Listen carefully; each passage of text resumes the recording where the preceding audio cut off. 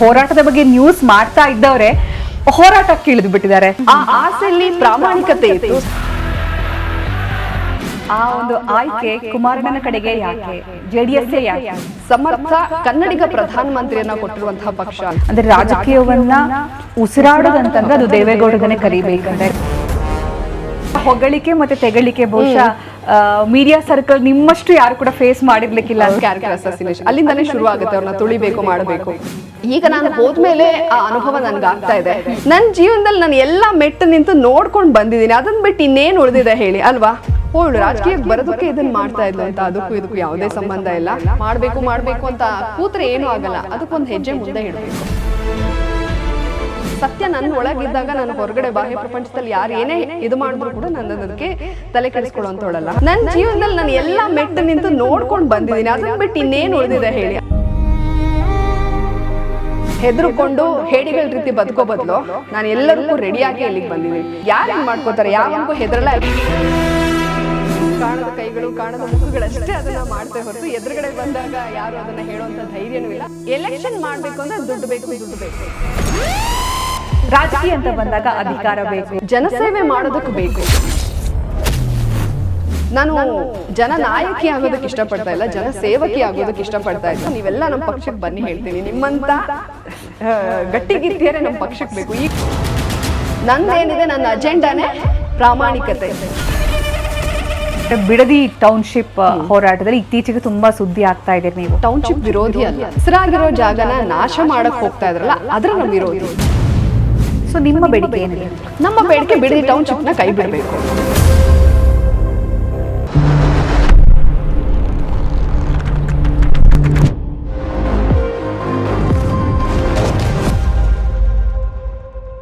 ನಮಸ್ಕಾರ, ಸುಕನ್ಯಾ ಸ್ಟುಡಿಯೋಸ್ಗೆ ಸ್ವಾಗತ. ನಾನು ಸುಕನ್ಯಾ. ಆಡು ಮುಟ್ಟದ ಸೊಪ್ಪಿಲ್ಲ, ಇವರು ಕಾಲಿಡ್ದಿರೋ ಕ್ಷೇತ್ರ ಇಲ್ಲ ಅಂತ ಹೇಳ್ತಾರೆ.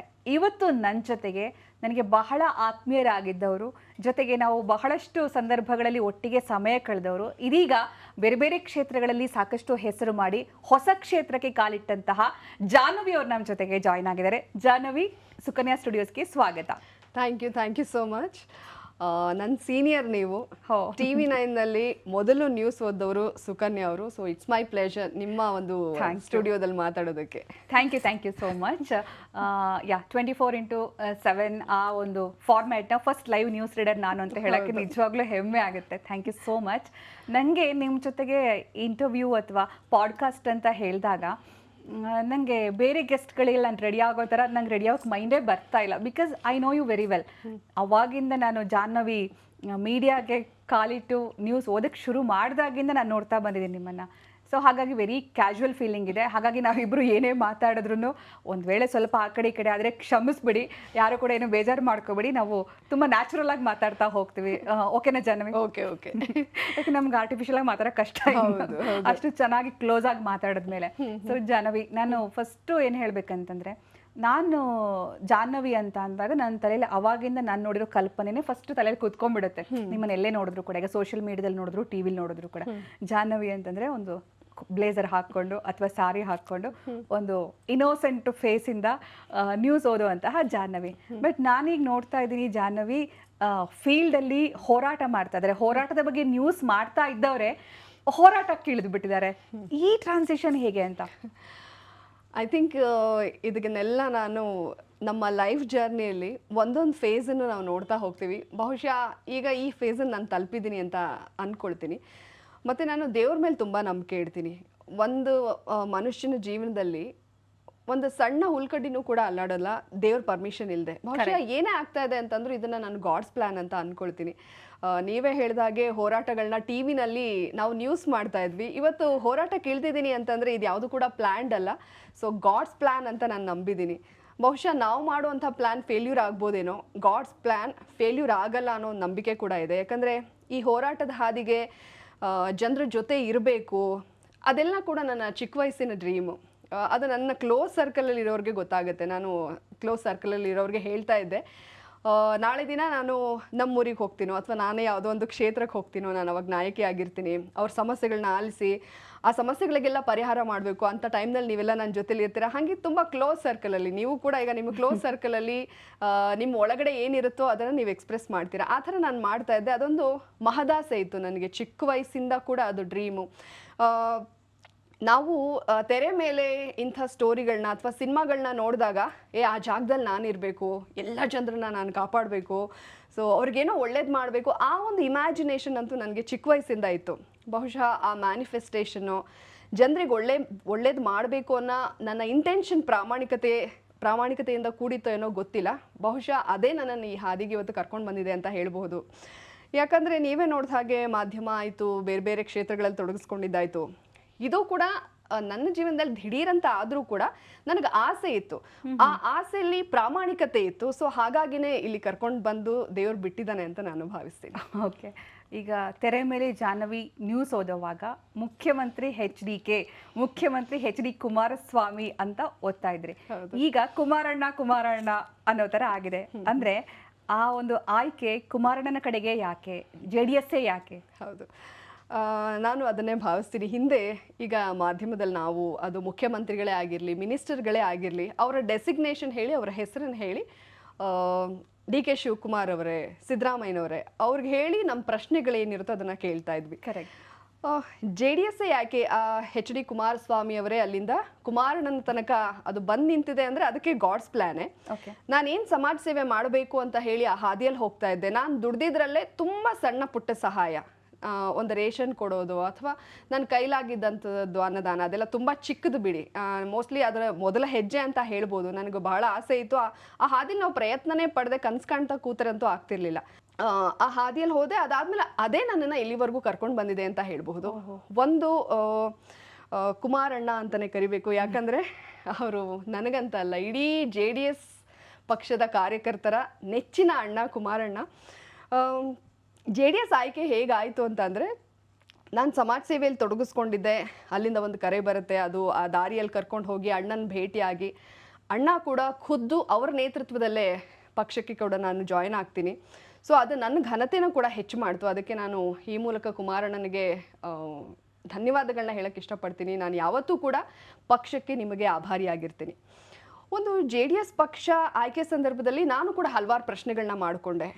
ಯಾಕೆ JDS ಪಕ್ಷ? ಈಗ ನಾಳೆ ದಿನ ಈ ಪ್ರಶ್ನೆ ಬರ್ಬೋದು. ಅಥವಾ ನಾನು ಈ ಪಕ್ಷಕ್ಕೆ ಹೋದ್ಮೇಲೆ ನನ್ನದೇನು ಆಲೋಚನೆಗಳಿತ್ತೋ ಜನಸೇವೆ ಮಾಡಬೇಕು, ಅದಕ್ಕೆಲ್ಲ ನನಗೆ ಅವಕಾಶ ಆಗುತ್ತಾ? ನಾನು ಕೂಡ ಹಲವಾರು ಪ್ರಶ್ನೆಗಳನ್ನ ಮಾಡಿಕೊಂಡೆ. ಪ್ರಶ್ನೆ ಮಾಡಿದಂಥ ಸಂದರ್ಭದಲ್ಲಿ ನನಗೆ ಹೌದು, ಇದೇ ಒಂದು ರೈಟ್ ಚಾಯ್ಸ್ ಅಂತ ಅನ್ಸೋದಕ್ಕೆ ಶುರುವಾಯಿತು. ಯಾಕಂದರೆ ನಮ್ಮ JDS ಸಮರ್ಥ ಕನ್ನಡಿಗ ಪ್ರಧಾನಮಂತ್ರಿಯನ್ನು ಕೊಟ್ಟಿರುವಂತಹ ಪಕ್ಷ, ಸಾಲು ಸಾಲು ಸಮರ್ಥ ಮುಖ್ಯಮಂತ್ರಿಗಳನ್ನು ಕೊಟ್ಟಿರುವಂತಹ ಪಕ್ಷ. ನೀವೇ ನೋಡ್ಬೋದು, ಹಲವಾರು ಧುರೀಣರು ಅಂತ ಏನು ಹೆಸರು ಮಾಡಿದಾರೋ ಅವರೆಲ್ಲರ ಮೂಲ ನೋಡಿದಾಗ, ಈವನ್ ಸಿದ್ದರಾಮಯ್ಯನವರು ಕೂಡ JDS ಪಕ್ಷದಿಂದನೇ ಬೆಳೆದು ಬಂದವರು. ಅಂದರೆ ತುಂಬ ಮಹಾನ್ ನಾಯಕರನ್ನು ಈ ಪಕ್ಷ ಬೆಳೆಸಿದೆ. ಇನ್ನೊಂದು ಭಾಗ ನೋಡ್ತಾ ಹೋಗೋದಾದರೆ, ಇದು ರೈತರ ಪಕ್ಷ. ನಾವು ಮುಂಚಿಂದನೂ ಕೂಡ ಕುಮಾರಣ್ಣ ಇರ್ಬೋದು, ನಮ್ಮ JDS ಪಕ್ಷ ಇರ್ಬೋದು, ರೈತರಿಗೆ ಎಲ್ಲೇ ಅನ್ಯಾಯ ಆಗಲಿ ಅವರು ನಿಂತಿದ್ದಾರೆ. ಸುಮ್ಮನೆ ಮಣ್ಣಿನ ಮಗ ಮಣ್ಣಿನ ಮಕ್ಕಳು ಅಂತ ಹೇಳಿ ಕರೆಸ್ಕೊಳ್ಳೋದಲ್ಲ. ಅದನ್ನು ಈಗ ನಾನು ಹೋದ್ಮೇಲೆ ಆ ಅನುಭವ ನನಗಾಗ್ತಾ ಇದೆ. ಬಟ್ ಅವರು ಮಾಡಿರುವಂಥ ಹೋರಾಟ ಇರ್ಬೋದು, ಇನ್ನು ನಮ್ಮ ಸನ್ಮಾನ್ಯ ಮಾಜಿ ಪ್ರಧಾನಮಂತ್ರಿಗಳಾದಂಥ ದೇವೇಗೌಡರನ್ನ ನೋಡಿದಾಗ, ನಮ್ಮ ಪ್ರಾದೇಶಿಕ ಪಕ್ಷ ಇದು, ನಮಗೆ ಹೈಕಮಾಂಡ್ ನಾಯಕರನ್ನ ಭೇಟಿ ಆಗೋದು, ಬೇರೆ ಬೇರೆ ಒಂದು ರಾಷ್ಟ್ರೀಯ ಪಕ್ಷಗಳಲ್ಲಿ ಅದು ಒಂದು ರೀತಿ ಕನಸೆ ಅನ್ಬೋದು. ಆ ಅಪಾಯಿಂಟ್ಮೆಂಟ್ ಸಿಗೋದಿಲ್ಲ, ಇಲ್ಲೇನಾಗ್ತಾ ಇದನ್ನು ತಲುಪಿಸೋದಕ್ಕೆ ಆಗೋದಿಲ್ಲ. ಇಲ್ಲೇ ಹೈಕಮಾಂಡ್ ಇದ್ದಾಗ ನಮ್ಮ ಕಷ್ಟಗಳನ್ನ ಅವ್ರು ಆಲಿಸ್ತಾರೆ, ಅಥವಾ ಹೀಗೀಗ ಆಗ್ತಾ ಇದೆ, ಹೀಗಾಗಬೇಕು ಅಂದಾಗ ಅವ್ರನ್ನ ರೀಚ್ ಆಗೋದು ಕೂಡ ನನಗೆ ಸುಲಭ ಅಂತ ಅನ್ನಿಸ್ತು. ಇದು ನಿಜವಾಗ್ಲೂ ನಾನು ಚಿಕ್ಕ ವಯಸ್ಸಿಂದ ಏನು ಆಸೆ ಇಟ್ಕೊಂಡಿದ್ದೆ ಸಮಾಜ ಸೇವೆ ಮಾಡೋದಕ್ಕೆ, ಸೊ ಇದಕ್ಕಿಂತ ನನಗೆ ಒಳ್ಳೆ ಆಯ್ಕೆ ಇನ್ನೊಂದಿಲ್ಲ ಅಂತ ಅನ್ನಿಸ್ತು. ಸೊ ಹಾಗಾಗಿ ನಾನು ಆ ಒಂದು ಡಿಸಿಷನ್ನ ತಗೊಂಡೆ. ಕುಮಾರಣ್ಣ ನೇತೃತ್ವದಲ್ಲಿ ಪಕ್ಷಕ್ಕೆ ಸೇರ್ಪಡೆ ಆದೆ. ಅದು ನಿಜವಾಗ್ಲೂ ನನ್ನ ಘನತೆನ ಕೂಡ ಹೆಚ್ಚು ಮಾಡ್ತೀವಿ. ಎಷ್ಟು ಜನರ ಕರೆಗಳ ಸುರಿಮಳೆ ಅಂದರೆ ಸುಕನ್ಯಾ ಅವರೇ, ಒಂದು 200 ಜನ ಕಾಲ್ ಮಾಡಿದ್ರೆ 200 ಜನನೂ ಕೂಡ ಒಳ್ಳೆ ಆಯ್ಕೆ, ರೈಟ್ ಟೈಮ್ ಅಂತ ಹೇಳ್ತಾರೆ ಹೊರತು ಇಲ್ಲ ನೀನು ಯಾಕೆ ಹೋದೆ ಅಂತ ಯಾರೂ ಹೇಳಲಿಲ್ಲ. ಎಲ್ಲೋ ಒಂದು 0.1% ಇವ್ರು ಬಿಗ್ ಬಾಸ್ ಅವ್ರು ಅಲ್ಲಿ ಹೋಗಿ ಏನು ಮಾಡ್ತಾರೆ ಅಂತ ಕೆಲವ್ರು ಮಾತಾಡಿರ್ತಾರೆ. ಬಹುಶಃ ಅದು ನನಗೆ ಡೈರೆಕ್ಟಾಗಿ ಯಾರೂ ಹೇಳಲ್ಲ. ಹಿಂದೆ ಮಾತಾಡಿದವ್ರಿಗೂ ಕೂಡ ನಾನು ಹಾದಿಯಲ್ಲಿ ಹೇಗೆ ಹೋಗ್ತಾ ಇದ್ದೀನಿ ಅದೇ ಉತ್ತರ ಅಂತ ನಾನು ಭಾವಿಸ್ತೀನಿ. ಸೊ ಹಾಗಾಗಿನೇ ನಮ್ಮ ಪ್ರಾದೇಶಿಕ ಪಕ್ಷದ ಆಯ್ಕೆ ಆಯಿತು. ಈಗ ಮೈಕ್ ಹಿಡ್ಕೊಂಡು ನೀವು ದೇವೇಗೌಡರ ಹತ್ರ, ಸನ್ಮಾನ್ಯ ದೇವೇಗೌಡರನ್ನ ಮೀಟ್ ಆದ್ರಿ, ನಮಸ್ಕಾರ ಮಾಡಿದ್ರಿ ಅವರಿಗೆ, ಅವ್ರ ಹತ್ರ ಹೋಗಿ ಮಾತಾಡೋದಕ್ಕೂ, ಜರ್ನಲಿಸ್ಟ್ ಆಗಿ ನೀವು ಹೋಗೋದಕ್ಕೂ, ಒಬ್ಬ ಪಕ್ಷದ ಕಾರ್ಯಕರ್ತೆಯಾಗಿ ಪಕ್ಷದಲ್ಲಿ ಒಂದು ಪ್ರಮುಖ ಸ್ಥಾನದ ಒಂದು ಆಂಗಲ್ ಇಂದ ನೀವು ಹೋಗಿ ಇದು ಮಾಡೋದಕ್ಕೂ ಎಷ್ಟು ವ್ಯತ್ಯಾಸ ಅನ್ಸುತ್ತೆ? ತುಂಬ ವ್ಯತ್ಯಾಸ ಇರುತ್ತೆ. ನಾವು ಒಬ್ಬ ಜರ್ನಲಿಸ್ಟ್ ಆಗಿ ಹೋದಾಗ ಅದು ಯಾವುದೇ ಪಕ್ಷ ಇರ್ಬೋದು, BJP, ಕಾಂಗ್ರೆಸ್, JDS, ಸೊ ಆ ಪಕ್ಷದಲ್ಲಿ ಒಳಿತು ಕೆಡುಕು ಎರಡೂ ಕೂಡ ನಮ್ಮ ಗಮನದಲ್ಲಿರುತ್ತೆ. ನಾವು ಯಾವುದಾದ್ರೂ ಒಂದು ಇಶ್ಯೂ ಆದಾಗ ಅದಕ್ಕೆ ಸಂಬಂಧಪಟ್ಟ ಹಾಗೆ ಅವರ ರಿಯಾಕ್ಷನ್ ಮತ್ತೊಂದು ತಗೊಳ್ಳೋದು, ಅದಕ್ಕೆ ಅವರ ಭೇಟಿ ಆಗಿರುತ್ತೆ. ಅದಂದರೆ ಕಂಪ್ಲೀಟ್ ಪ್ರೊಫೆಷ್ನಲ್ ಭೇಟಿ ಆಗಿರುತ್ತೆ. ಆ ಸಂದರ್ಭದಲ್ಲಿ ನಮಗೆ ಅವ್ರ ಬಗ್ಗೆ ಅಭಿಮಾನ ಇದ್ರೂ ಕೂಡ ನಾವು ಅದನ್ನು ತೋರಿಸ್ಕೊಳ್ಳೋಕ್ಕಾಗಲ್ಲ. ಪರ್ಸ್ನಲಿ ನಾವು ತೋರಿಸ್ಕೋಬೋದು, ಅಂದರೆ ಇಲ್ಲಿ ನಾವು ಖಡಕ್ಕಾಗಿ ಮಾತಾಡಿದ್ರು ಅವರಲ್ಲೂ ಕೂಡ ಒಳ್ಳೆ ಗುಣಗಳಿರುತ್ತಲ್ಲ, ಸೊ ಅದನ್ನು ಪರ್ಸ್ನಲಿ ನಾವು ಒಂದು ಕಾಂಪ್ಲಿಮೆಂಟ್ ಮಾಡೋದು. ಯಾವಾಗ್ಲೂ ಹಾಗೆ ನ್ಯೂಸ್ ಓದುವಾಗ ನಮ್ಮ ಪರ್ಸನಲ್ ಚಾಯ್ಸ್ ಬೇರೆ ಇರುತ್ತೆ, ಬಟ್ ಪ್ರೆಸೆಂಟೇಷನ್ ಕೂಡ ಬೇರೆ ಇರುತ್ತೆ, ತೋರಿಸ್ಕೊಳ್ಳೋಕ್ಕಾಗಲ್ಲ. ಈಗ ನಮಗೆ ತುಂಬಾ ಆಪ್ತರು, ನನಗೆ ಬಹುತೇಕ ಜರ್ನಲಿಸ್ಟ್ಗಳು ಇರ್ತಾರಲ್ವಾ, ಅವ್ರ ಫೇವ್ರೇಟ್ ಅನ್ಸಿದ್ರು ಕೂಡ ನಾವು ಅದು ಹೇಳಕ್ಕಾಗಲ್ಲ. ಹೇಳಿಬಿಟ್ರೆ ಅದು ಫೇವರಿಸಮ್ ತರ ಆಗ್ಬಿಡುತ್ತೆ, ಅಥವಾ ನಮ್ಮ ಪರ್ಸನಲ್ ಒಪಿನಿಯನ್ ನಾವು ಹಾಕೋದಕ್ಕೆ ಯಾವುದೇ ಅವಕಾಶ ಇರೋದಿಲ್ಲ. ಸೊ ಅದನ್ನೆಲ್ಲ ಬದಿಗೊತ್ತಿ ನಾನು JDS ಪಕ್ಷಕ್ಕೆ ಸೇರ್ಪಡೆ ಆದ್ಮೇಲೆ ಅಪ್ಪಾಜಿಯವ್ರನ್ನ, ಈಗ ನೋಡಿ ನೀವೇ ಹೇಳಿದಾಗೆ ದೇವೇಗೌಡರು, ಮಾಜಿ ಪ್ರಧಾನಿ ದೇವೇಗೌಡರು ಅಂತ ಹೇಳ್ತಾ ಇದ್ದಿದ್ದು ಇವಾಗ ಅಪ್ಪಾಜಿ ಅಂತ ಕರೆಯೋದು. ಯಾಕಂದ್ರೆ ನಮ್ಮ ಪಕ್ಷದ ಕಾರ್ಯಕರ್ತರಲ್ಲಿ ಅವರು ಬರೀ ಆ ಹೆಸರಿಗೆ ಮಾತ್ರ ಸೀಮಿತ ಆಗಿಲ್ಲ. ಇವ್ರ ಅಪ್ಪಾಜಿ ಅಣ್ಣ ಅಂತ ಸುಮ್ಮನೆ ಅವ್ರ ಬಾಯಿ ಮಾತಿಂದ ಕರೆಯೋದಿಲ್ಲ, ಅವ್ರು ಹಾಗೇನೆ ನಡ್ಕೋತಾರೆ. ಹಾಗಾಗಿ ಅದಕ್ಕೆ ಅವರು ಸೂಕ್ತರು ಅಂತ ನಾನು ಹೇಳ್ತೀನಿ. ನೋಡಿ, ಅಪ್ಪಾಜಿ ಹೇಗೆ ಅಂದರೆ ಈ ಒಂದು 92 ಇಯರ್ಸ್ನಲ್ಲಿ 24/7 ರಾಜಕಾರಣ ಮಾಡ್ತಾ ಇದ್ದಾರೆ ಅಂತಂದರೆ ಬಹುಶಃ ನಮ್ಮ ಇಡೀ ದೇಶದಲ್ಲಿ ಅದು ದೇವೇಗೌಡ ಅಪ್ಪಾಜಿ ಅಂತ ಹೇಳ್ಬೋದು. ಸಾಮಾನ್ಯವಾಗಿ ಜರ್ನಲಿಸ್ಟ್ಗಳಾದ ನಮಗೆ ಎಲ್ಲ ಒಂದು ಪೊಲಿಟಿಷಿಯನ್ಸ್ ಬಗ್ಗೆ, ನಾಯಕರುಗಳ ಬಗ್ಗೆ ಒಂದೊಂದು ಸಣ್ಣ ಪರಿಕಲ್ಪನೆ ಇರುತ್ತೆ. ಅಪ್ಪ ಇವ್ರು ತುಂಬ ಸ್ಟ್ರಿಕ್ಟ್ ಅಪ್ಪ, ಇವರು ನಗೋದೇ ಕಷ್ಟ, ಅಥವಾ ಓಕೆ ಇವರು ನಗುಮುಗುದಿಂದ ನಮ್ಮನ್ನು ಸ್ವಾಗತಿಸ್ತಾರೆ, ಆ ಥರದ್ದು ಒಂದು ಸಣ್ಣ ಪರಿಕಲ್ಪನೆ ಇದ್ದೇ ಇರುತ್ತೆ. ಅಪ್ಪಾಜಿನ ನ್ಯೂಸ್ ಫಸ್ಟಲ್ಲಿ ಇದ್ದಾಗ ಅವರು ನಮ್ಮ ಆಫೀಸ್ಗೆ ಬಂದಿದ್ರು, ಮುದ್ದೆ ಎಲ್ಲ ತರಿಸಿದ್ರು. ಮುದ್ದೆ ನೀವು ಊಟ ಮಾಡಿ ಅಂತ ಅಪ್ಪಾಜಿ ಹೇಳಿದರು, ಅಷ್ಟೇ ನನಗೆ ಗೊತ್ತಿದ್ದಿದ್ದು. ಅವ್ರನ್ನ ಭೇಟಿಯಾದಾಗ ಅದೇ ಒಂದು ಧನ್ಯತಾ ಭಾವ ಇತ್ತು, ಒಂದು ಹೆಮ್ಮೆ ಇತ್ತು. ಆದರೆ ನಾನು ಅಂದ್ಕೊಂಡೆ ಬಹುಶಃ ನಾನು ಹೇಳಬೇಕು ಅವರಿಗೆ, ನಿಮ್ಮ ಪಕ್ಷದಲ್ಲಿ ಸೇರ್ಪಡೆ ಆಗಿದ್ದೀನಿ, ಅದನ್ನೆಲ್ಲ ಅವ್ರಿಗೆ ಹೇಳಿಬಿಟ್ಟು ನಾನು ಹಿಂಗೆ ಮಾತಾಡೋಣ ಅಂದ್ಕೊಂಡು ಹೋದೆ. ಆದರೆ ಅವ್ರು ಹೋಗಿದ ತಕ್ಷಣ ನನಗೆಲ್ಲ ಸಂಗತಿಗಳು ಗೊತ್ತಿದೆ, ನೀವು ಸೇರ್ಪಡೆ ಆಗಿದ್ದು ನನಗೆಲ್ಲ ವಿಚಾರಗಳು ಬಂತು, ಬನ್ನಿ ಸಕ್ರಿಯವಾಗಿರಿ, ಪಕ್ಷಕ್ಕೋಸ್ಕರ ದುಡಿರಿ, ನಾವೆಲ್ಲ ನಿಮ್ಮ ಜೊತೆಗಿರ್ತೀವಿ ಅಂತ ಹೇಳಿದಾಗಂತೂ ಅಪ್ಪಾಜಿಯ ಆ ಏಜ್ನಲ್ಲಿ ಅವ್ರಿಗಿರುವಂಥ ಎನರ್ಜಿ ಮತ್ತು ಪ್ರತಿಯೊಂದನ್ನು ಅಪ್ಡೇಟ್ ಆಗೋದು, ಪಕ್ಷದಲ್ಲಿ ಏನಾಗ್ತಾ ಇದೆ ಅಂದರೆ ಅದನ್ನು ನೋಡಿದಾಗ ಸೋ ಇನ್ಸ್ಪೈರಿಂಗ್. ಆ ಏಜಲ್ಲಿ ನಾನು ಸೇರ್ಪಡೆ ಆಗೋದೊಂದು ಸಣ್ಣ ವಿಚಾರ, ಅದು ನಾನೇನು ದೊಡ್ಡದಿದ್ದಲ್ಲ, ಬಟ್ ಅದನ್ನು ಕೂಡ ಅವ್ರ ಗಮನಕ್ಕೆ ತೊಗೊಂಡಿದ್ದಾರೆ. ನಾವು ಹೋದಾಗಲೂ ಕೂಡ ಅವ್ರು ನ್ಯೂಸ್ ನೋಡ್ತಾ ಇದ್ರು, ಆ ನ್ಯೂಸ್ನಲ್ಲಿ ಅವತ್ತು ಏನಾಗುತ್ತೆ ಪ್ರತಿಯೊಂದು ಅಪ್ಡೇಟ್ ಇರ್ತಾರೆ ಅಲ್ಲ, ಅದನ್ನು ನೋಡಿ ಅಪ್ಪ ಅದಕ್ಕೆ ಸುಮ್ಮನೆ ಇವರು ಆಗಿಲ್ಲ, ಸುಮ್ಮನೆ ಮಣ್ಣಿನ ಮಗ ಪ್ರಧಾನಮಂತ್ರಿ ಆಗಿಲ್ಲ ಅನ್ನೋದು ಅದರಿಂದ ರಾಜಕೀಯ ಒಂದು ತಪಸ್ಸು. ನಾವು ಮಾಜಿ ಪ್ರಧಾನಿಗಳು ದೇವೇಗೌಡರ ಬಗ್ಗೆ ಮಾತಾಡುವಾಗ ನಾವು ಯಾವಾಗ್ಲೂ ಆಫೀಸಲ್ಲಿ ಮಾತಾಡ್ತಾ ಇದ್ವಿ, ಅಂದ್ರೆ ರಾಜಕೀಯವನ್ನ ಉಸಿರಾಡೋದಂತಂದ್ರೆ ಅದು ದೇವೇಗೌಡರನ್ನೇ ಕಲಿಬೇಕಂತ. ಯಾಕಂದ್ರೆ ಅವರು ರಾಜಕೀಯ ಬೇರೆ, ಜೀವನ ಬೇರೆ, ಅವ್ರು ಬೇರೆ ಅಂತ ಯಾವತ್ತೂ ನೋಡಿಲ್ಲ. ಸೊ ಅದನ್ನೇ ಉಸಿರಾಡಿದವರು, ಅದನ್ನೇ ಯೋಚನೆ ಮಾಡಿದ್ರು, ಅದರಲ್ಲೇ ಬದುಕ್ದವರು. ಸೊ ಅವರು ಒಂಥರ ರಾಜಕೀಯದಲ್ಲಿ ಮಹಾ ತಪಸ್ವಿಯಾಗಿ ಹೇಗೆ ಮುಂದುವರಿಬೇಕು ಅಂದ್ರೆ ಬಹುಶಃ ಅವ್ರನ್ನೇ ಉದಾಹರಣೆ ಕೊಡ್ಬೋದು ಅನ್ಸುತ್ತೆ. ಆಮೇಲೆ ಪಕ್ಷಾತೀತವಾಗಿ ಅವ್ರನ್ನ ಇಷ್ಟಪಟ್ಟಿರೋದು, ಆ ಸ್ಥಾನಕ್ಕೊಂದು ಗೌರವ ಕೊಟ್ಟಿರೋದು, ಅವರು ನಡೆದು ಬಂದಂತಹ ಹಾದಿಗೆ, ಇದು ಬಹುಶಃ ಅವ್ರನ್ನ ಮೀರ್ಸೋಕೆ ಯಾರಿಗೂ ಸಾಧ್ಯ ಇಲ್ಲ ಅಂತ ಅನ್ಸುತ್ತೆ. 100% ಅವ್ನು ಮೀರ್ಸೋದಕ್ಕೆ ಸಾಧ್ಯ ಇಲ್ಲ.